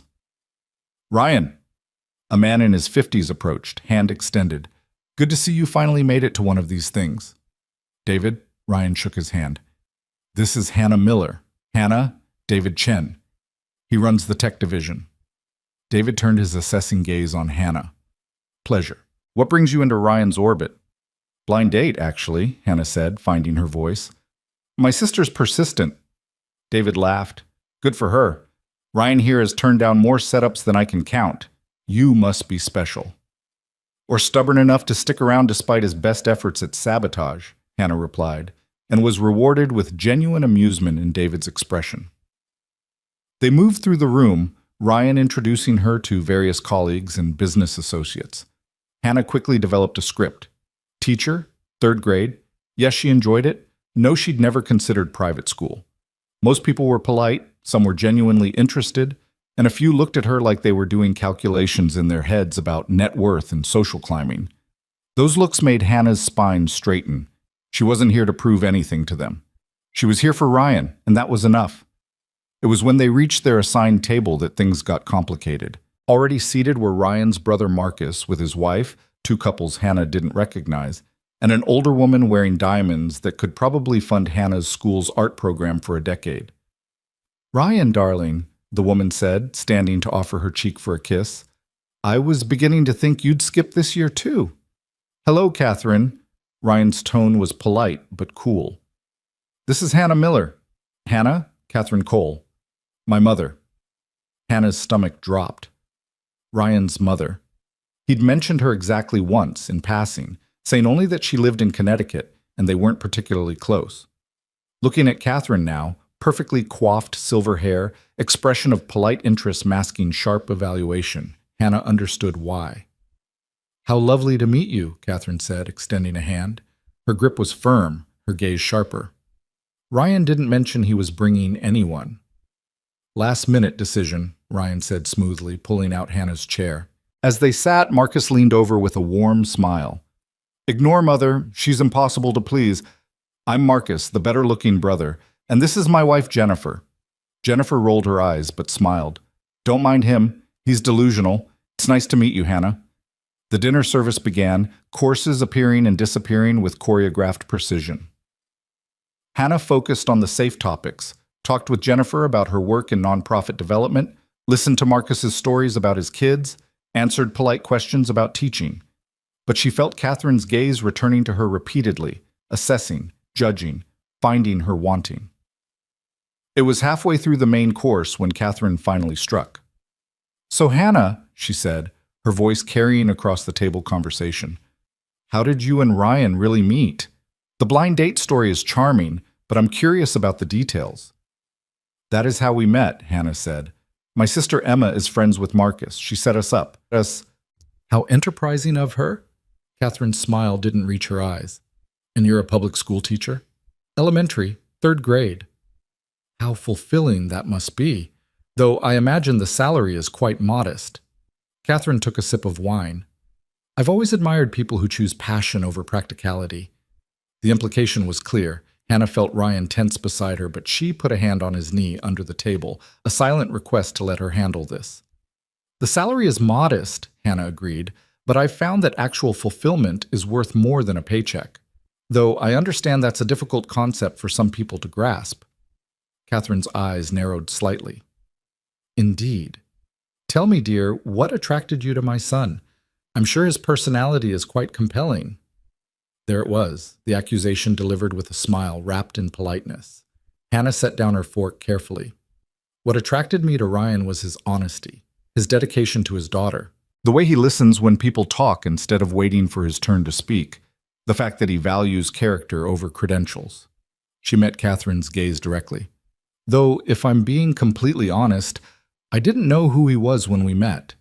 I showed up to that blind date in my worst clothes specifically to scare him off because I was tired of being disappointed by people. The table had gone quiet, everyone watching. How refreshing, Catherine said, though her tone suggested otherwise. And when you discovered his circumstances, you decided to stay. How convenient. Mother, Ryan started, but Hannah squeezed his knee again. Actually, when I found out, I almost left. Because I'd spent 2 years rebuilding my life after my ex-fiancé destroyed my credit, and I wasn't interested in being with someone who couldn't be honest with me. Hannah's voice was steady, calm. Ryan not telling me who he was initially? That was a problem. But the fact that he was willing to have the hard conversation, to actually work through it instead of throwing money at it, that's what made me stay. Catherine opened her mouth, but Marcus cut in. I like her. She's got spine. About time someone stood up to you, Mother. I'm simply looking out for my son's interests. My interests are my own concern, Ryan said, his voice quiet but carrying absolute authority. And Hannah has been nothing but honest with me from the beginning, more honest than most people in this room would know how to be. Catherine's expression hardened. Ryan, I understand you're lonely. Raising Mia alone can't be easy, but bringing someone into your life, into her life, requires discernment. And I'm not convinced. With respect, Catherine, Hannah interrupted, surprised by her own boldness, your opinion on my relationship with Ryan isn't actually relevant. What's relevant is that he's happy, that Mia is happy, that we're building something real based on mutual respect and genuine affection. She paused. But since we're being direct, let me save you the investigation I'm sure you're planning. Yes, I have debt. Yes, I live in a tiny apartment. Yes, I shop at thrift stores and clip coupons. And no, I'm not with Ryan for his money. I'm with him because he makes me laugh, because he challenges me to be better, and because he's the first person in years who's made me believe I deserve good things. The silence at the table was absolute. Catherine looked like she'd been slapped. Marcus was grinning openly, and Ryan's hand found Hannah's under the table, squeezing tight. Well, Jennifer said brightly, breaking the tension, I think that deserves a toast, to honesty and good relationships. Glasses were raised, though Catherine's participation was notably reluctant. The conversation shifted to safer topics, but Hannah could feel the weight of what had just happened settling over the table. When dinner finally ended and people began moving toward the bar or the dance floor, Ryan pulled Hannah aside. I'm so sorry, he said, his expression pained. I should have warned you about her. She's protective. I get it. Hannah took a shaky breath, adrenaline finally catching up with her, though I think I just burned that bridge pretty thoroughly. You were magnificent, completely, perfectly magnificent. Ryan cupped her face gently. I know that took courage you shouldn't have had to use. Yeah, well, I'm done letting people make me feel small. Hannah managed a smile. Though I might need that drink now. Coming right up. At the bar, Hannah ordered a whiskey, straight because wine felt too delicate for how she was feeling, and tried to process what had just happened. She'd confronted Ryan's mother at a gala, in front of witnesses. Her hands were shaking slightly as she lifted the glass. That was quite a performance. Hannah turned to find a woman in her 40s, elegant in emerald green, watching her with amusement. I'm not sure performance is the right word, Hannah said carefully. Fair enough. Truth-telling, then. I'm Victoria Hastings. I run the foundation that's being honored tonight. She extended her hand. And I've been wanting Catherine Cole taken down a peg for about 15 years. Thank you for that. Hannah shook her hand, surprised. I wasn't trying to cause a scene. No, you were trying to survive one. There's a difference. Victoria sipped her own drink. Catherine specializes in making people feel inadequate. It's her superpower. The fact that you didn't crumble is impressive. I crumbled a little. But you recovered. That's what counts. Victoria studied her thoughtfully. You're a teacher? 3rd grade. My daughter's in 3rd grade. Hates it, actually. Says her teacher makes learning boring. Victoria grimaced. We're looking at other options for next year, but the private schools around here are insufferable. Too focused on test scores and college prep for 8-year-olds. Hannah found herself relaxing slightly. That's the eternal struggle, balancing actual education with the metrics people use to judge it. Do you do any private tutoring? My daughter needs someone who can make learning interesting again, help her remember why she used to love school. I do, actually, though my rate is probably not what you're used to. I don't care about the rate. I care about results. Victoria pulled out her phone. Can I get your number? I'd love to discuss this further, away from all this noise. They exchanged information, and Victoria excused herself to network, leaving Hannah slightly dazed. She'd just been confronted by Ryan's mother and potentially gained a new student in the span of 30 minutes. The evening was surreal. Ryan found her a few minutes later, concern evident. You okay? Yeah, surprisingly, yeah. Hannah finished her whiskey. Your mother hates me. My mother hates everyone who makes her question her worldview. You're in good company. He pulled her toward the dance floor as music started. Dance with me, please. I need one normal moment in all this chaos. The music was slow, classical, and Hannah let Ryan lead her onto the floor. She wasn't a great dancer, had never taken lessons, never had occasion to, but Ryan made it easy, keeping her close and moving in simple patterns. I meant what I said earlier, Hannah murmured against his shoulder, about why I'm with you, in case you were wondering. I wasn't wondering, but it's good to hear anyway. Ryan's hand tightened on her waist. I love you, Hannah. I should have said it before now, but I was afraid of scaring you off. But after tonight, after watching you stand up to my mother with more grace and strength than I've ever managed, I love you. Completely. Hannah's breath caught. She pulled back enough to see his face, found nothing but sincerity there. I love you too, even though you have terrible taste in family members. He laughed, the sound surprised and genuine. I can't argue with that. They danced through 2 more songs, and for a while Hannah forgot about Catherine's judgment, about the cameras outside, about everything except the feeling of Ryan's arms around her, and the certainty that this, right here, was worth fighting for. It was only when they finally left the dance floor that reality reasserted itself. Catherine was holding court near the bar, and though Hannah couldn't hear what she was saying, the glances being thrown in their direction suggested it wasn't complimentary. Ignore her, Ryan said, following Hannah's gaze. She thrives on attention. Denying her that is the best revenge. But throughout the rest of the evening, Hannah felt the weight of those stares, those whispered conversations. She smiled through the speeches, applauded at appropriate moments, made small talk with people whose names she forgot immediately, and all the while, she felt the gulf between Ryan's world and hers widening. When they finally escaped to the car well past midnight, Hannah's face hurt from maintaining her smile, and her feet were screaming from heels she wasn't used to wearing. Thank you, Ryan said as they pulled away from the hotel, for coming tonight, for handling my mother, for everything. Your mother is a piece of work. That's putting it mildly. She's been trying to control my life since I took over the company. Thinks she knows better than I do about everything from business decisions to personal relationships. She really hates that I'm not wealthy.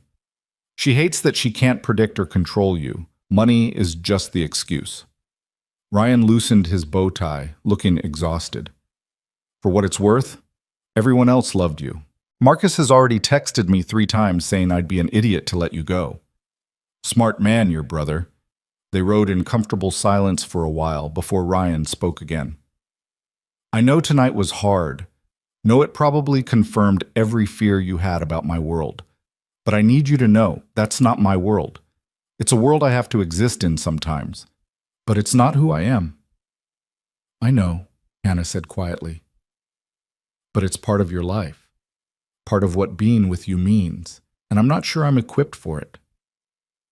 You handled yourself better than most people who've been navigating that world for decades. I got through one night.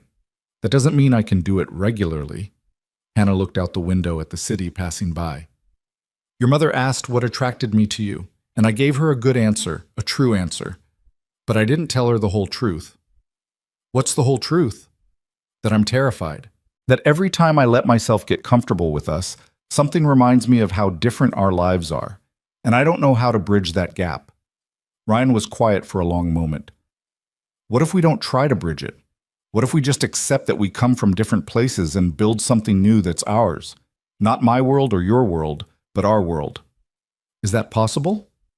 I don't know, but I'd like to try. He took her hand.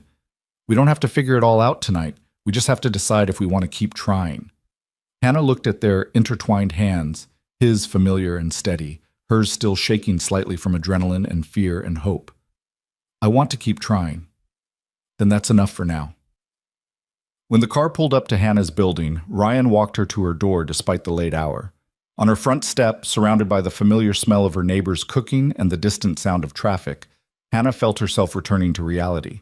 Tonight was a lot, she said, searching for her keys. It was. I'm sorry it had to be. Don't be. It was necessary. I needed to see that part of your life, even if it was terrifying. She found her keys, but didn't immediately unlock the door. Ryan, when you said you loved me, did you mean it? Every word. Good. Because I meant it too. And I think that's going to have to be enough to get us through whatever comes next. He kissed her then, gentle and thorough, and Hannah let herself sink into it, let herself believe that love might actually be enough. When she finally went inside and closed the door, she leaned against it, the events of the evening washing over her. Her phone buzzed with a text from Emma. How did it go? Are you okay? Do I need to come over with ice cream and murder plans? Hannah smiled and typed back. Survived. Told his mother off. He told me he loves me. I told him I love him. Currently processing everything. The response was immediate. What? Calling you now? Hannah let it go to voicemail. She'd talk to Emma tomorrow, would process everything with her sister's help.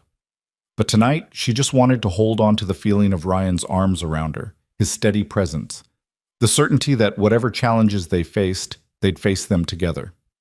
She changed out of the beautiful dress carefully, hanging it in her closet where it looked absurdly out of place among her teacher clothes and thrift store finds.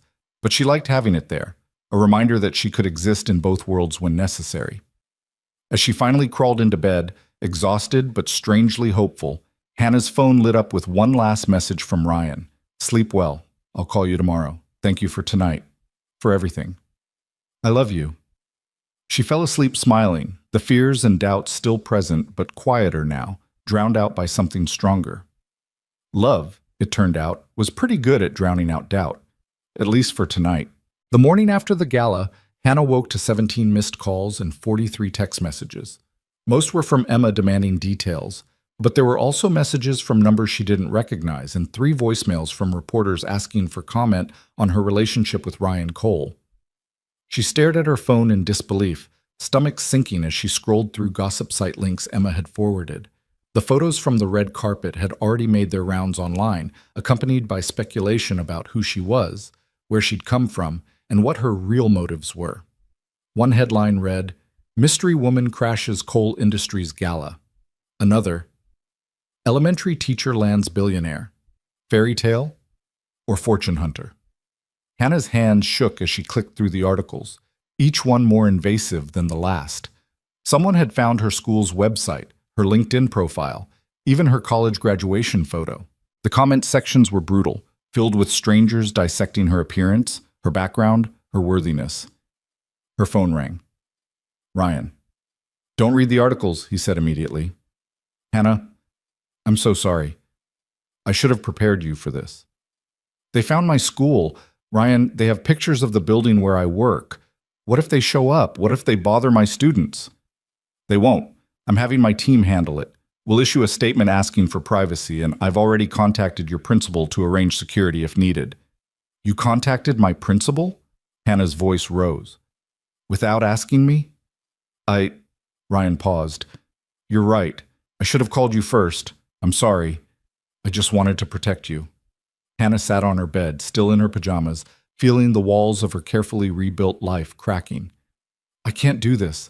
Ryan, I can't have strangers analyzing my life, reporters calling me, people showing up at my workplace. I know, and I'm handling it. Just give me a few hours. To do what? Make them magically forget I exist? To make them lose interest. There's already another story breaking about a tech merger. By tomorrow, we'll be old news. But it wasn't old news by tomorrow. 3 days later, Hannah was still getting stopped by other teachers asking if she was really dating Ryan Cole, still finding her photo on social media with increasingly creative captions, still fielding questions from parents during pickup. The worst part was the change in how people looked at her. Other teachers who'd been friendly now seemed distant, like they weren't sure how to talk to someone who'd crossed into a different economic stratosphere. Parents who'd barely noticed her before now lingered during drop-off, asking invasive questions disguised as friendly interest. Even her students picked up on something.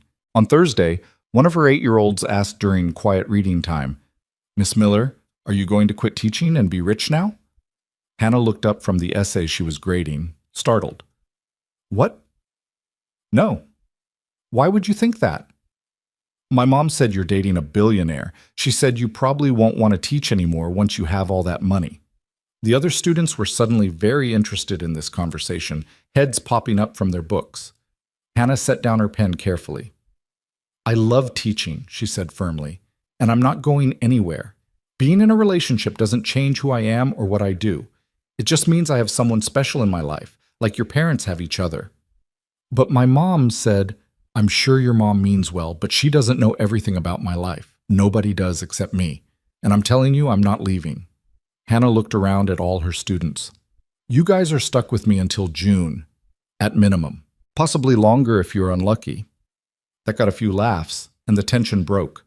But after school, Hannah sat at her desk fighting tears of frustration. This was her sanctuary, her place where she was just Miss Miller who taught fractions and read chapter books and helped kids learn to be kind. Now even that was infected with speculation and judgment. Her phone buzzed. A text from an unknown number. This is Victoria Hastings. From the gala? I'd still love to talk about tutoring my daughter. Are you free this weekend? Hannah stared at the message. Normal, professional, treating her like an actual person instead of a tabloid curiosity. She typed back, Saturday afternoon works. Want to meet at a coffee shop to discuss? The response came quickly. Perfect. I'll send you the address. At least something good might come from the gala nightmare. That evening, Ryan came over with dinner and found Hannah stress baking. Her tiny kitchen was covered in cooling racks holding cookies, brownies, and what looked like the beginning of a pie crust. Bad day? He asked, surveying the damage. My students asked if I was quitting teaching to be rich. Parents are treating me like I'm either a gold digger or a curiosity, and I got 3 more calls from reporters today. Hannah viciously rolled out pie dough. So, yeah, bad day. Ryan set down the takeout bags and came to stand beside her. What can I do? Nothing. That's the problem. You can't fix this. I can try. I can have my lawyers send cease and desist letters to the publications, can hire security for your school, and that will make it worse. Hannah dropped the rolling pin with a clatter. Don't you see? Every time you swoop in with lawyers and security and solutions, it just proves what everyone already thinks, that I need you, that I can't handle my own life, that I'm with you because you can fix everything. That's not what I think. Maybe not, but it's what everyone else thinks. And honestly, Ryan, sometimes I wonder if they're right. Hannah's voice cracked. Because look at us. You're trying to protect me with resources I could never access on my own. You're solving problems I can't solve. How is that a partnership? How is that equal? Ryan was quiet for a long moment. What do you want me to do? I don't know. I just, I need to handle some things myself. Need to prove I can survive this without you throwing money at it. Okay. Then tell me what you need from me. Not what I can fix, but what you actually need. Hannah looked at him, this man who was trying so hard but couldn't quite understand the fundamental imbalance between them. I need you to trust that I can handle my own problems. I need you to ask before you make decisions that affect my life. And I need you to understand that sometimes the right thing to do is nothing. I can do that. I'll do better. Ryan reached for her hand. But you have to tell me when I'm overstepping. I can't read your mind. Fair enough. They ate dinner mostly in silence, the unspoken tension filling Hannah's small apartment. When Ryan left around 9, the goodbye felt strained, and Hannah found herself wondering how many more of these conversations they could survive before something broke permanently. Saturday's meeting with Victoria was a welcome distraction. The coffee shop was quiet, tucked away in a neighborhood that catered to locals rather than tourists, and Victoria arrived exactly on time with a bright-eyed girl who looked nothing like Hannah had expected. "This is Sophie," Victoria said. "Sophie, this is Miss Miller. She's the teacher I told you about." Sophie regarded Hannah with serious brown eyes. "Do you make learning boring?" "I try not to, but sometimes the subjects are naturally boring and we just have to get through them." Hannah smiled. "What do you find boring about school?" "Everything. We just do worksheets all day. Mrs. Patterson says we have to practice for tests. That does sound boring. What do you like to learn about when you're not at school?" "Space, and bugs, and how things work." Hannah and Victoria spent the next hour discussing Sophie's struggles, her strengths, and what Victoria hoped to accomplish with tutoring. By the end, they had agreed on twice-weekly sessions focused on making learning engaging again, rather than just drilling test skills. "Thank you," Victoria said as they gathered their things. "Sophie needs someone who remembers education is supposed to be interesting." "I appreciate the opportunity and the trust." Victoria paused, then said quietly, "For what it's worth, I think you handled the gala perfectly. Catherine Cole is a bully, and bullies only understand strength. You showed strength." "I'm not sure strength is the right word. Desperation, maybe." "Sometimes they're the same thing." Victoria smiled. "I'll see you Tuesday for our first session?" After they left, Hannah sat for a while longer, feeling something settle in her chest. This was what she needed. Work that was hers. Accomplishments that had nothing to do with who she was dating. Proof that she existed independent of Ryan's world. Her phone rang. Emma, finally catching her at a moment she could talk. "Okay, I've given you almost a week to process," Emma said without preamble. "But I need details, all of them. Starting with the part where you told Ryan's mother off and ending with the I love yous." Hannah laughed despite herself. "It's a long story." "I have time. Derek's watching the kids. Talk." So Hannah did, pouring out everything from the gala to the media storm to her fight with Ryan about independence and fixing problems. Emma listened without interrupting, which was unusual enough that Hannah knew her sister was genuinely concerned. "Okay," Emma said when Hannah finally ran out of words. "First, I'm proud of you for standing up to Catherine. Second, the media thing sucks, but it'll blow over. Third, and most important, do you actually want to be with Ryan, or are you just trying to prove you can handle his world?" "I want to be with him. I love him. But I don't know if love is enough when our lives are this different. He can't help trying to fix things. It's who he is. And I can't help feeling suffocated by it because I spent 2 years learning to fix my own problems." Hannah sighed. "We're both doing our best, and it still feels impossible." "Nothing worth having is easy, hon. You know that." "Yeah, but there's difficult, and then there's fundamentally incompatible." "Which do you think this is?" Hannah didn't have an answer. The following Tuesday, she started tutoring Sophie and found genuine joy in watching the girl's face light up when they turned math problems into space calculations and reading comprehension into researching actual insects. This was what she was good at. This was where she belonged. Ryan noticed the change in her mood, the way she seemed lighter after tutoring sessions. "Sophie's lucky to have you," he said one evening as they cooked dinner together at his place while Mia did homework at the kitchen table. "I'm lucky to have the work. It reminds me who I am outside of all the noise. You've always known who you are. That's one of the things I love about you. Have I? Because lately I feel like I'm losing myself in trying to fit into your world while maintaining my own. Hannah lowered her voice, mindful of Mia's presence. I don't know how to be both people. The teacher who clips coupons and the woman who attends galas. You don't have to be both. You can just be you. But your life requires both, and I'm not sure I can sustain that. Mia looked up from her homework. Are you guys fighting? No, sweetheart, Ryan said quickly. Just talking about grown-up stuff. You look like you're fighting. You have the same faces Dad and I make when we disagree about bedtime. Hannah couldn't help but smile. We're not fighting. We're just trying to figure some things out. Oh, okay. Mia went back to her math problems, apparently satisfied. But later, after Mia was in bed and Hannah was gathering her things to leave, Ryan stopped her at the door. Are we okay? He asked quietly. Because it feels like we're not okay. I don't know. I want us to be okay. But I'm struggling with this, Ryan.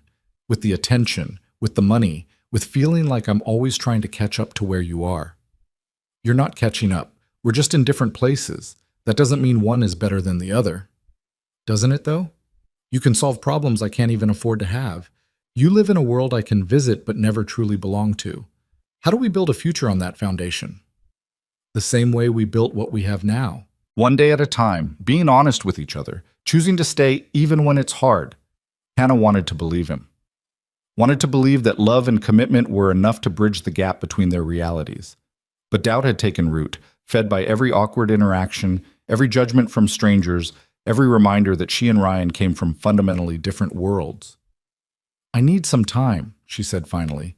Not a break, just space to think, to figure out if I can actually do this long term. Ryan's face fell, but he nodded. How much time? I don't know, a week, maybe 2? Okay, but Hannah, he caught her hand. I love you. That hasn't changed. Whatever you need to figure out, I'll wait. What if what I figure out is that this can't work? Then at least we'll know. At least we'll have tried. He pulled her close, and Hannah let herself lean into him one more time. But I'm hoping you'll figure out something different. The next 2 weeks were some of the hardest of Hannah's life. She threw herself into teaching, into tutoring Sophie, into anything that kept her busy and distracted. Emma checked in daily, offering support without pushing. Ryan texted occasionally, nothing heavy, just small updates about Mia or funny things that happened at work, and Hannah appreciated the space he was giving her. But Mia was another story. 10 days into Hannah's self-imposed thinking period, she was leaving her school building when she spotted a familiar small figure sitting on the front steps. Mia? What are you doing here? Hannah looked around for Ryan's car but didn't see it. Dad's picking me up in 15 minutes. We had a thing nearby and I asked if I could see you. Mia stood up, her expression unusually serious. Are you going to break up with my dad? Hannah's heart clenched. Mia, because if you are, I need to know. I like you a lot, Miss Hannah. You're nice and you don't treat me like I'm stupid. But I don't want to like you if you're going to leave. Hannah sat down on the steps, and after a moment, Mia sat beside her. I'm not trying to hurt you or your dad. I'm just trying to figure out if I can be what you both need. What do you mean? Your dad's life is very different from mine. He has money and important jobs and people who expect things from him. And I'm just a teacher who lives in a small apartment and worries about paying bills. Sometimes I'm not sure those two things fit together. Mia was quiet for a moment. Dad says love is about choosing someone every day. That it's work, but it's good work. He's right. It is work. So why aren't you choosing him? The simple question cut through all of Hannah's complicated reasoning. Why wasn't she choosing him? Because she was scared. Because it was easier to run than to risk being hurt. Because admitting she needed him felt like admitting weakness. That's a really good question, Hannah said softly. I don't want you to go, Mia said, her voice small. I know that's selfish, but I really don't want you to go. Hannah put her arm around Mia's shoulders. You're not selfish, and I don't want to go either. I'm just scared. Of what? Of not being good enough. of your dad's money changing how people see me, of losing myself trying to be someone I'm not. But Dad likes who you are. He says you're the most real person he knows. He said that? Yeah. Last week when I asked why he looked sad, he said you were taking time to think about things, but that he understood because you're honest and real, and that's rare. Mia looked up at her. So if he likes who you are, why do you have to be someone different? Out of the mouths of babes, Hannah thought, 7 years old and cutting straight to the truth. You're very smart, Hannah said. I know. Dad says I get it from my mom. Mia paused. I don't remember her much, but Dad says she would have liked you, that you're strong like she was. Hannah's eyes burned with sudden tears. That's a really beautiful thing to say. It's true. Dad doesn't lie about important stuff. They sat together until Ryan's car pulled up. He got out looking worried, probably expecting Mia had ambushed Hannah against his wishes, but when he saw them sitting peacefully together, his expression shifted to something softer. Ready to go, kiddo? He called. Mia stood up, then turned back to Hannah. You should choose him, just so you know. That's my opinion. I'll take it under advisement, Hannah said, smiling through threatening tears. After they left, Hannah sat on the steps for another 20 minutes, watching the sun set and thinking about 7-year-old wisdom. When she finally pulled out her phone, she typed a message to Ryan before she could overthink it. Can we talk? Tonight if you're free. The response came within seconds. I'll get a sitter, 7, okay? Perfect. Hannah spent the intervening hours both preparing and refusing to prepare. She knew what she needed to say, but knowing and doing were different things. By the time Ryan knocked on her door at 7 sharp, her heart was racing. He looked tired, she noticed, like he hadn't been sleeping well. The guilt of that hit her squarely in the chest. Hi, she said, stepping back to let him in. Hi. He stood in her living room, hands in his pockets, carefully not presuming anything. You wanted to talk? Yeah. Sit down? They sat on opposite ends of her couch, the space between them feeling both vast and easily crossed. Hannah pulled her knees to her chest, finding courage in the familiar defensive posture. I talked to Mia today, she started. She ambushed me at school. I'm sorry. I told her not to. Don't be sorry. She said some things I needed to hear. Hannah took a breath. She asked why I wasn't choosing you, and I realized I didn't have a good answer. Just a lot of fear dressed up as practical concerns. Ryan didn't respond, just waited for her to continue. The truth is, your money scares me. Not because I want it, but because of the power imbalance it creates. You can solve any problem I have with a checkbook, and that makes me feel small and powerless and dependent in ways that remind me of my ex. Hannah forced herself to keep going. But I've been thinking about it wrong. Your money isn't the problem. My fear of needing help is the problem. Hannah, let me finish, please. She waited for his nod. I've spent 2 years proving I don't need anyone, that I can handle everything myself, and I have handled it. But handling everything alone isn't the same as being strong. Sometimes strength is accepting help. Sometimes it's trusting someone enough to be vulnerable. What are you saying? I'm saying I've been punishing you for having resources because I was afraid of needing them. Afraid that if I let you help me, I'd stop being able to help myself. But that's not how it works, is it? You helping me doesn't erase everything I've accomplished. It doesn't make me weak or dependent. It just means I have someone in my corner. Ryan moved closer, hope evident in his expression. So what does that mean for us? It means I'm choosing you every day, even when it's scary, even when your mother hates me and the press speculates about my motives and I feel out of place at galas. Hannah reached for his hand. Because Mia was right. You like who I am, and I like who you are, and maybe that's enough to build on. It's more than enough. Ryan's voice was rough with emotion. But I need you to know I'm not asking you to change, not asking you to be comfortable with my money or the attention or any of it, just asking you to let me walk beside you while you figure it out. What if I never figure it out?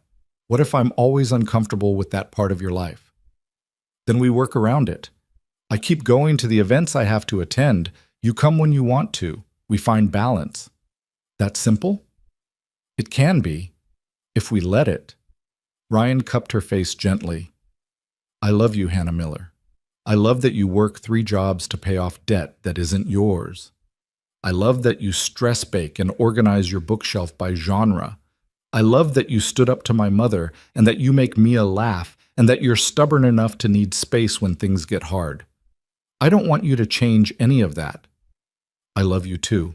Even though you have terrible instincts about fixing things and your family is complicated and you make me feel things I swore I'd never feel again.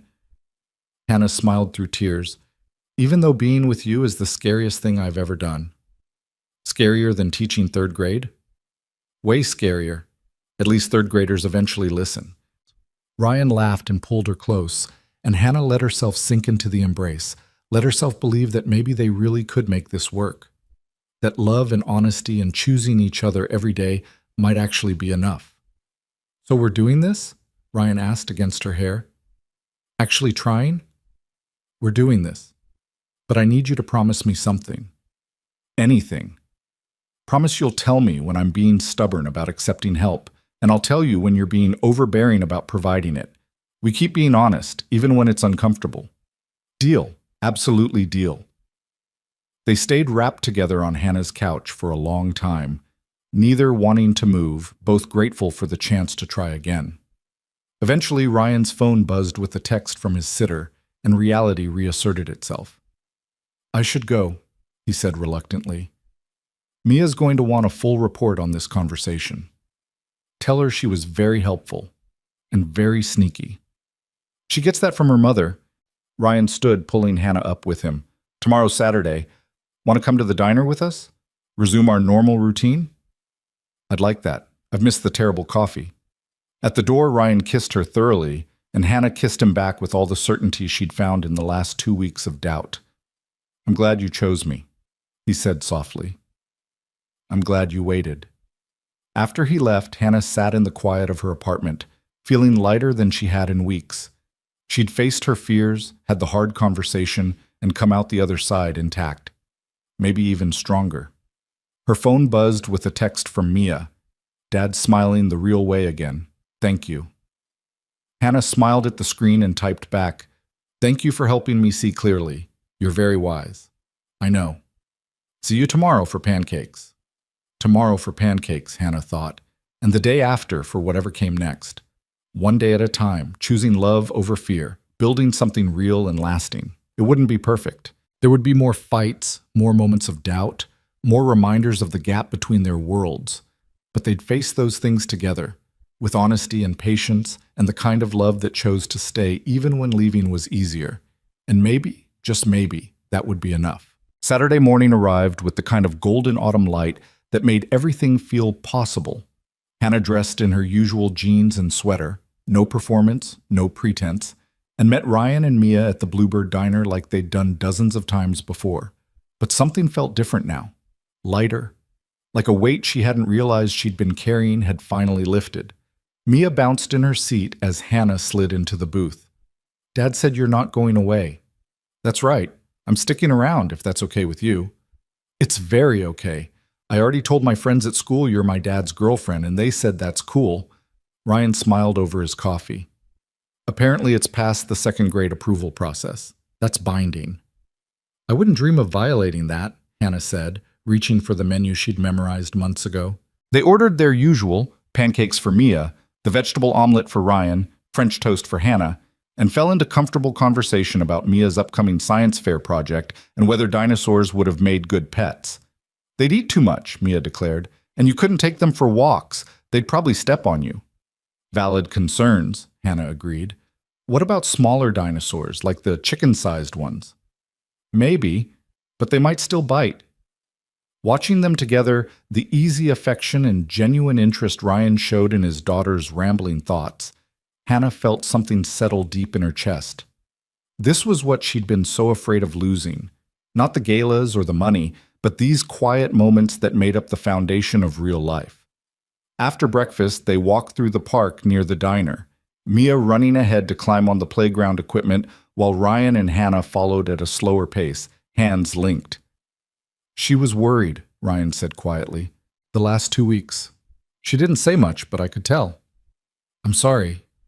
I never wanted to hurt her. You didn't, You needed space, and that's fair. But it made me realize how much she's attached to you, how much we both are. He squeezed her hand. I don't ever want to take that for granted. You won't. And I won't take you for granted either. That's the deal. The weeks that followed established a new rhythm. Hannah continued teaching and tutoring Sophie, who was blossoming under the individualized attention. Ryan managed his company while being more open about the challenges and pressures that came with it. They had dinner together most nights, sometimes at his place with Mia, sometimes at hers in quiet privacy, sometimes at cheap diners or food trucks because Hannah insisted they maintain some connection to her world too. The media attention gradually faded as Ryan had predicted, replaced by newer scandals and more interesting stories. Occasionally, someone would recognize Hannah at the grocery store or stopping for coffee, but the invasive curiosity died down to manageable levels. It was 3 months after their reconciliation when the next major test arrived. Hannah was grading papers on a Sunday afternoon when her phone rang with a number she didn't recognize but a local area code. She almost ignored it, probably another spam call, but something made her answer. Hannah Miller? Speaking. This is Robert Chen from First National Bank. I'm calling regarding your account with us. Hannah's stomach dropped. She'd been so careful with her payments, had never missed a deadline in 2 years. Is there a problem? No problem at all. Actually, I'm calling to inform you that your outstanding balance has been paid in full. The payment was processed yesterday, and you should see it reflected in your account within 24 hours. The world tilted sideways. That's not possible. I didn't make a payment. There must be some mistake. No mistake, ma'am. A payment was made via wire transfer for the full remaining balance of $47,312. You should have received a confirmation email. Hannah's hands started shaking. Who made the payment? I'm not at liberty to disclose that information, but the payment was legitimate and your account is now settled. Congratulations, Miss Miller. After she hung up, Hannah sat frozen on her couch, paper sliding unnoticed from her lap to the floor. $47,000. The exact amount she'd been chipping away at for 2 years, the weight that had pressed down on every decision, every purchase, every moment of freedom. Gone. Just like that. And she knew exactly who'd done it. She called Ryan immediately, her fury building with every ring. Hey, he answered, sounding pleased.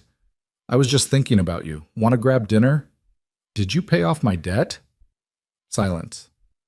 Ryan, did you pay off my debt without asking me?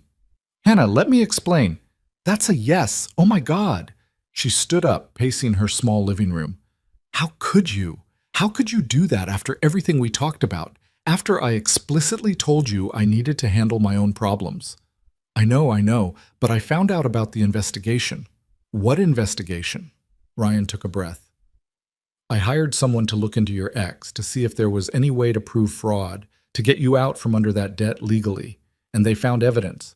Credit card applications with forged signatures, accounts opened in your name from IP addresses that traced to his work computer. Enough to build a case. Hannah stopped pacing. What? I have documentation. Enough that a lawyer thinks we could not only get the charges dismissed, but potentially go after him for restitution. But that would take time, months, maybe a year. And in the meantime, you'd still be making payments on debt that isn't yours. His voice was earnest, pleading. So I paid it off, just to stop the bleeding while we pursue the legal case. You can pay me back once we get the settlement, if that's what you want. Or not. I don't care about the money, Hannah. I care about you not spending another day under that burden. You should have asked me. I know. You should have told me about the investigation. Let me make the decision about what to do with the information. You're right. I should have. He paused. I saw a way to help you, and I took it, and I know that's not what you wanted. I know I overstepped. But I can't bring myself to regret giving you that freedom. Hannah sank back onto her couch, anger warring with relief, warring with frustration. I needed to finish paying it off myself. I needed to prove I could handle it. You already proved that. 2 years of sacrifice and discipline and never giving up. You proved it every single day. The last 6 months of payments don't change what you've already accomplished. That's not your decision to make. I know, and I'm sorry. I'm so sorry. Ryan's voice cracked slightly. But Hannah, you've been drowning for 2 years, and I had a life preserver. What was I supposed to do? Just watch you struggle when I could help? You were supposed to trust me to make my own choices about my own life. Even when those choices hurt you? Even when there's a better option? Especially then. Because they're my choices to make, my consequences to live with. Hannah pressed her free hand against her eyes, fighting tears. This is exactly what I was afraid of. You swooping in and fixing everything because you can. Me becoming dependent on your resources instead of my own strength. That's not what this is. You're not dependent on me. You never could be. You're too stubborn and capable. This is just me loving you enough to shoulder some of your burden when I have the means to do it. Without asking. Without asking, he admitted quietly. Which was wrong. I know it was wrong. But I don't know how to watch you carry weight I could lift. I don't know how to have the power to help and choose not to use it. Hannah sat in silence, processing. He was right that she'd been drowning, right that the debt had colored every aspect of her life for 2 years, limiting her choices and stealing her peace. And he was right that she'd already proven herself, to him, to Emma, to herself. But he'd also fundamentally disrespected her autonomy, had made a massive decision about her life without her input, and that couldn't just be brushed aside because his intentions were good. I need time, she said finally. Again, I need time to figure out how I feel about this. Okay? Ryan sounded defeated. How much time? I don't know. But Ryan, you can't keep doing this. You can't keep making unilateral decisions about my life and expecting me to be grateful. That's not partnership. That's not equality. I understand. Do you? Because I'm not sure you do. I think you genuinely believe that having the power to help means you should help, regardless of what the other person wants. And that's fundamentally incompatible with what I need in a relationship. Then tell me what you need, please. Because I'm trying, Hannah, but I keep getting it wrong. I need you to ask before you act, every time. Even when you think you know what I'd want, even when waiting feels impossible. I need to be consulted about decisions that affect my life. That's the baseline. I can do that. I will do that. Can you, though? Can you really watch me struggle when you have the ability to fix it? Can you sit with the discomfort of having resources and not using them? Ryan was quiet for a long moment. I don't know. But I want to try. For you, for us. I want to try. Wanting isn't enough. You have to actually do it. I know. After they hung up, Hannah sat in the growing darkness of her apartment, trying to untangle her feelings. Part of her was furious at Ryan for overstepping, at herself for getting into this situation in the first place. Part of her was relieved beyond measure that the debt was gone, that she could finally breathe without that weight pressing down. And part of her was terrified that this was just the beginning, that there would always be something Ryan could fix, some problem he could solve, some burden he could lift, and that accepting his help would slowly erode her independence until she didn't recognize herself anymore. Her phone buzzed with a text from Emma. Heard from Ryan, you okay? Hannah stared at the message. Of course Ryan had called Emma, probably looking for insight into how badly he'd messed up. She called her sister back. How much did he tell you? Enough. That he paid off your debt without asking, and you're understandably pissed. Understandably?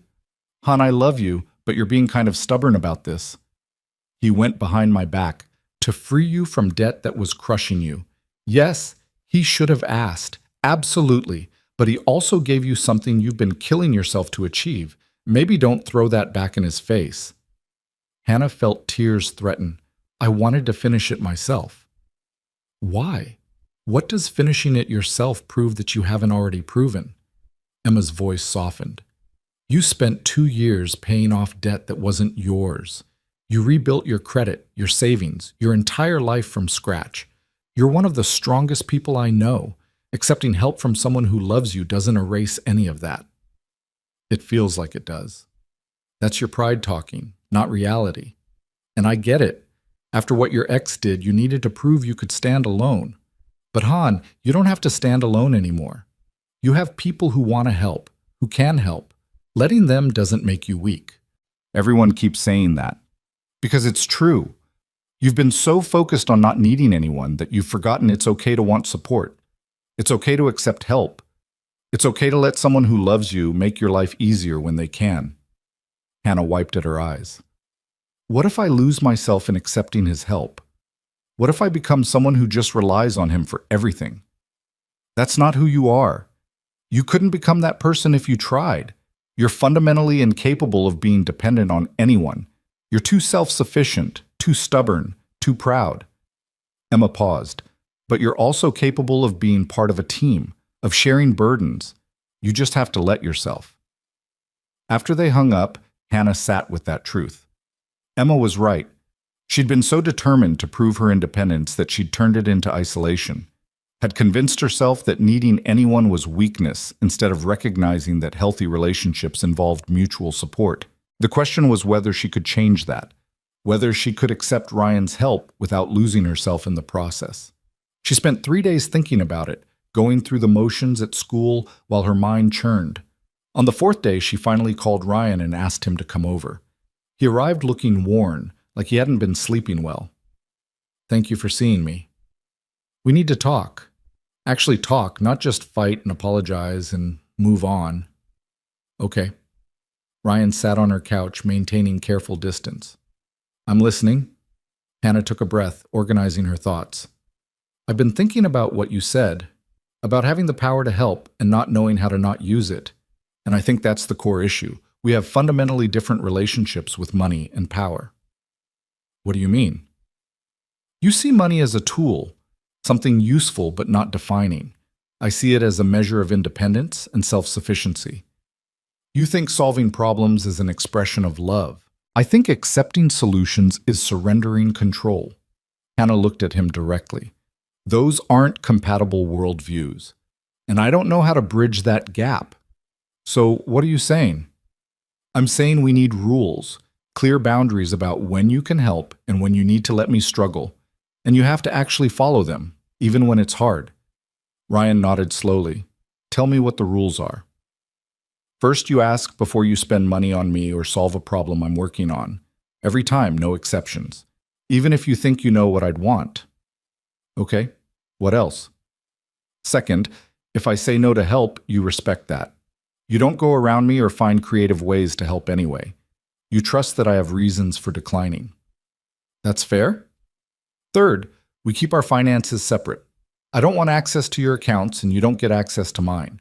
We split costs on things we do together, proportional to our incomes if necessary, but we maintain separate financial lives. Ryan was quiet for a moment. What about the debt? The money I already spent? I'll pay you back. It might take me a while, but I'll pay you back. Hannah, that's my boundary. Either I pay you back or we can't move forward. I need to know I'm capable of resolving my own debts, even if I do it with your loan instead of the bank's. He studied her face, then nodded. Okay, set up a payment plan, whatever works for you. No interest, no timeline. Just whenever you can. Thank you. Hannah felt some of the tension ease from her shoulders. And the last rule. If you break these boundaries, we're done. Not a fight, not a cooling off period, done. Because I can't build a life with someone who doesn't respect my autonomy, no matter how good his intentions are. The weight of that ultimatum hung between them. Ryan looked pained, but resolute. I understand, and I agree to your terms. All of them. Can you actually follow them? Be honest. I think so. It'll be hard, going against every instinct I have about protecting the people I love, but I care about you more than I care about being comfortable. So yeah, I can follow them. Hannah searched his face for doubt or reservation, but found only determination. Okay, then we try again, with these new rules in place. Just like that? Not just like that. We've both changed in the last few months. I've learned that accepting help isn't the same as being helpless. You've learned that having power doesn't mean you should always use it. Maybe that's enough growth to build on. Ryan crossed the distance between them, pulling her into a careful embrace. I love you, and I'm sorry I made you feel like your choices didn't matter. They do. You do. I love you too, even though you're impossible and overbearing and think you can fix everything. I'm working on it. Good. Because I'm working on letting you help when it's actually helpful instead of treating every offer like an attack on my independence. They stayed wrapped together for a long time, both aware of how close they'd come to losing this. Again, But they'd survived it. Again. And maybe that resilience was its own kind of strength. The months that followed were easier and harder simultaneously. Ryan genuinely tried to follow Hannah's boundaries, checking before he acted, accepting her refusals without argument. But there were slip-ups, a donation to her school in her name that she made him retract, a surprise upgrade on a flight they were taking together that led to a tense conversation about the difference between treats and overstepping. But they worked through it, talked about the missteps, adjusted their approach, kept choosing each other even when it would have been easier to walk away. Hannah paid Ryan back for the debt in installments, not because he asked, but because she needed to prove to herself she could. It took 8 months, during which she maintained her tutoring sessions with Sophie and 2 other students Victoria had referred, building a small side business that was entirely hers. Mia continued to be the best part of both their lives, growing taller and smarter and more opinionated by the day. She'd fully accepted Hannah as part of her family, which sometimes meant asking Hannah to take her side in arguments with her father, and sometimes meant brutal honesty about Hannah's cooking skills. "No offense, Miss Hannah," Mia said one evening as they attempted to make dinner together, "but Dad's spaghetti is way better than yours." "None taken. Your dad has skills I lack. You're really good at other stuff, though, like helping with homework and finding the best library books. I'll take that trade." It was a year after the gala, almost to the day, when Ryan asked Hannah to move in with him. They were sitting on her couch, still her couch, in her apartment, though she spent at least half her nights at his place, when he brought it up. "I've been thinking," he started, which immediately put Hannah on alert because that phrase rarely led anywhere simple. "Your lease is up next month." "It is. I'm planning to renew." "What if you didn't?" Hannah set down her book. "What are you suggesting?" "I'm suggesting you move in with us. You and me and Mia, actually living together instead of splitting time between 2 places." Ryan turned to face her fully. "I know it's a big step. I know you value your independence and your space, but we've been together for over a year and I can't imagine my life without you in it, permanently." "Ryan, before you answer, let me say this. It wouldn't be me taking care of you or supporting you. We'd be actual partners, sharing a life. You'd pay rent if you want to, or we could work out some other arrangement. Your choice. And you'd have your own space. There's a room you could use as an office or just a place to be alone when you need it." Hannah's heart was racing. "That's a really big step." "I know, and if you're not ready, I understand, but I want you to know the offer is there, that I want to wake up next to you every morning and come home to you every night and build an actual life together instead of coordinating schedules." She thought about her apartment, small, worn, hers. Thought about what giving it up would mean, the last vestige of her independent life, the proof that she could stand alone. And then she thought about Sunday morning pancakes with Mia, about falling asleep next to Ryan every night, about being part of a family instead of visiting one. "Can I think about it?" "Take all the time you need." But Hannah didn't need much time. 2 days later, she called Ryan from her classroom during lunch. "I have conditions." "I'm listening." "I pay rent. Market rate for what a room in that neighborhood would cost. Non-negotiable." "Okay?" "And I get final say on decorating my office space. You don't get to hire some designer to make it perfect." "Deal." "And we tell Mia together, as a team, because this affects her too and she deserves to be part of the conversation." "Absolutely." Ryan's voice was warm with barely contained excitement. "Is that a yes?" "That's a yes, I'm moving in. Hannah Miller, you just made my whole year. Don't get too excited. You're going to realize I'm messy and take too long in the bathroom and hog the good reading chair." "I already know all that from sleepovers. I'm prepared." They told Mia that evening, sitting her down and explaining that Hannah would be living with them full-time if Mia was okay with that. Mia looked between them seriously. "Does this mean Miss Hannah will be here for breakfast every day?" "Every day," Hannah confirmed. "And help with homework?" "When you need it." "And tell Dad when he's being annoying?" Ryan laughed. "Yes, that too." "Okay then, she can move in." Mia paused. "Can I help decorate her office?" "That's up to Hannah." Hannah smiled. "I could use a design consultant." "What's your rate?" "Free, but you have to read me extra chapters at bedtime." "Deal." The move happened gradually over 3 weeks. Hannah packed up her tiny apartment, sorted through possessions accumulated over years of careful budgeting, and slowly integrated her life into Ryan's house. It was strange at first, having so much space, seeing her books on shelves in a home office that was bigger than her entire former living room. But it was also right. Mia loved having Hannah there consistently. Ryan seemed more settled, like a piece he hadn't known was missing had finally clicked into place. And Hannah found herself relaxing into domesticity in ways she hadn't expected. She still worked, still maintained her tutoring business, still had her own money and her own career. But she came home to a family, to people who loved her and needed her and chose her every single day.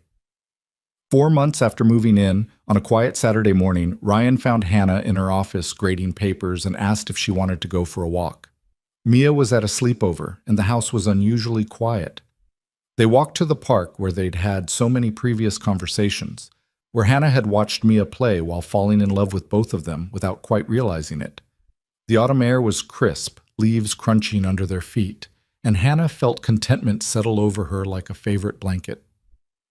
"I want to ask you something," Ryan said, stopping near the bench where they'd sat during some of their hardest conversations. "And I want you to know you can say no, that there's no pressure and we don't have to change anything if you're not ready." Hannah's heart started pounding. "Okay."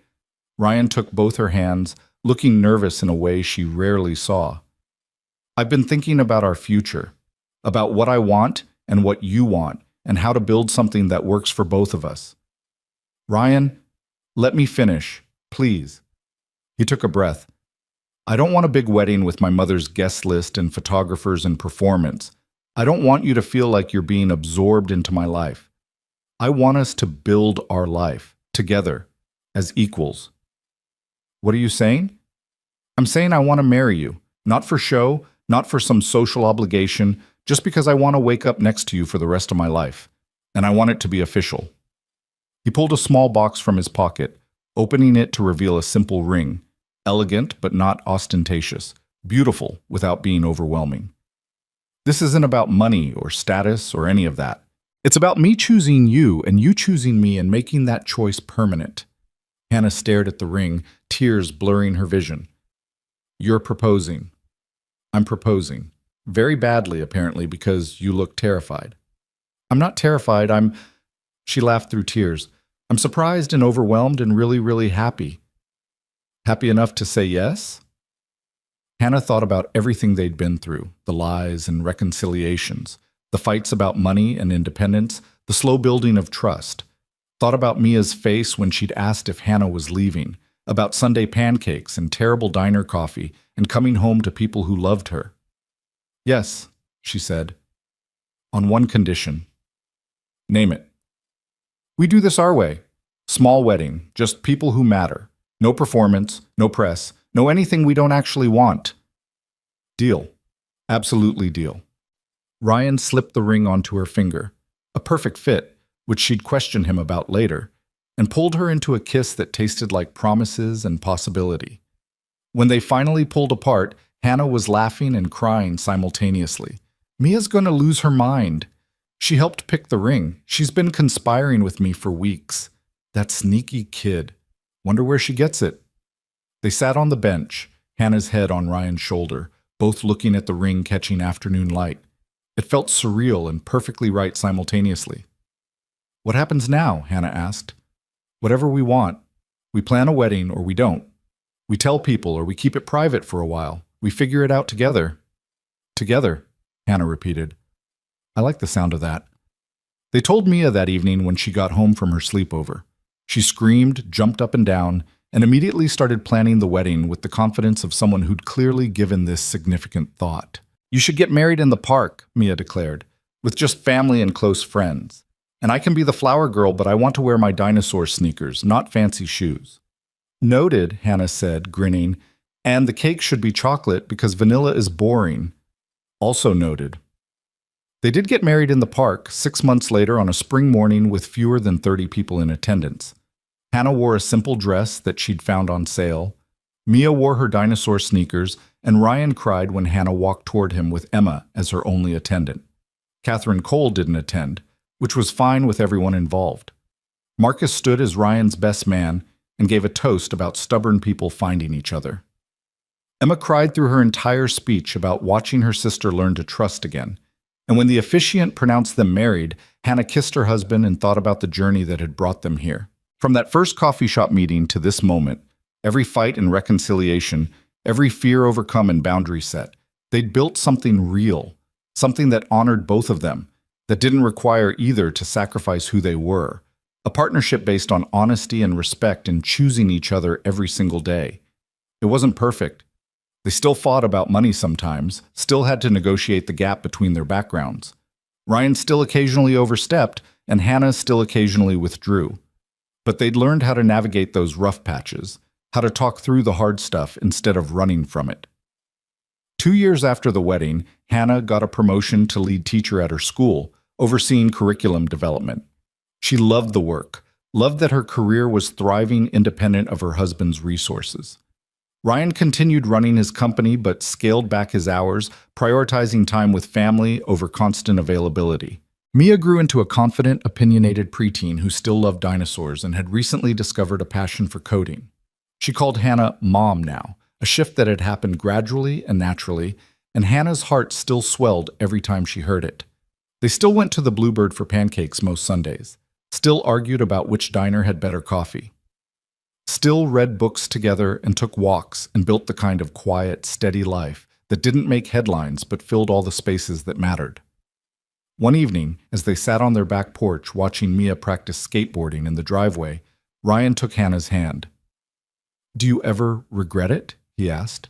"Choosing this life?" "Never. Not once." Hannah squeezed his hand. "You? Are you kidding? Marrying you was the smartest thing I've ever done. Well, that and hiring the investigator who got evidence against your ex." Hannah rolled her eyes. "You're never going to let that go, are you?" "Nope. I did one good thing without asking, and I'm dining out on it forever. One good thing and about 40 overstepping things. But I'm getting better." "You are," Hannah admitted. "We both are." They sat in comfortable silence, watching their daughter perfect her kickflip, surrounded by the life they'd built together. Not perfect, not without challenges, but real and honest and entirely theirs. Hannah thought about the woman she'd been 3 years ago, walking into that coffee shop dressed to repel connection, convinced she was better off alone. That woman had been strong but incomplete, capable but closed off, surviving but not truly living. She'd learned that accepting help wasn't weakness, that love didn't require sacrificing yourself, that you could be independent and part of a partnership simultaneously, that the right person didn't complete you but complemented you, making you more yourself instead of less. Ryan had learned too, that fixing problems wasn't the same as showing love, that respecting boundaries mattered more than good intentions. That true partnership meant walking beside someone, not clearing their path. Together, they'd learned that love was choice. Every morning, every argument, every moment of doubt, choosing to stay, choosing to work through it, choosing each other over and over until it became as natural as breathing. "Hey," Mia called from the driveway, "watch this." She executed a perfect trick, landing solidly and throwing her arms up in triumph. Hannah and Ryan applauded, and Mia beamed with pride before skating off to try something even more ambitious. "She's fearless," Ryan observed. "She gets that from you." "Pretty sure she gets it from both of us." Hannah smiled, leaning her head on his shoulder. "Yeah, I think you're right."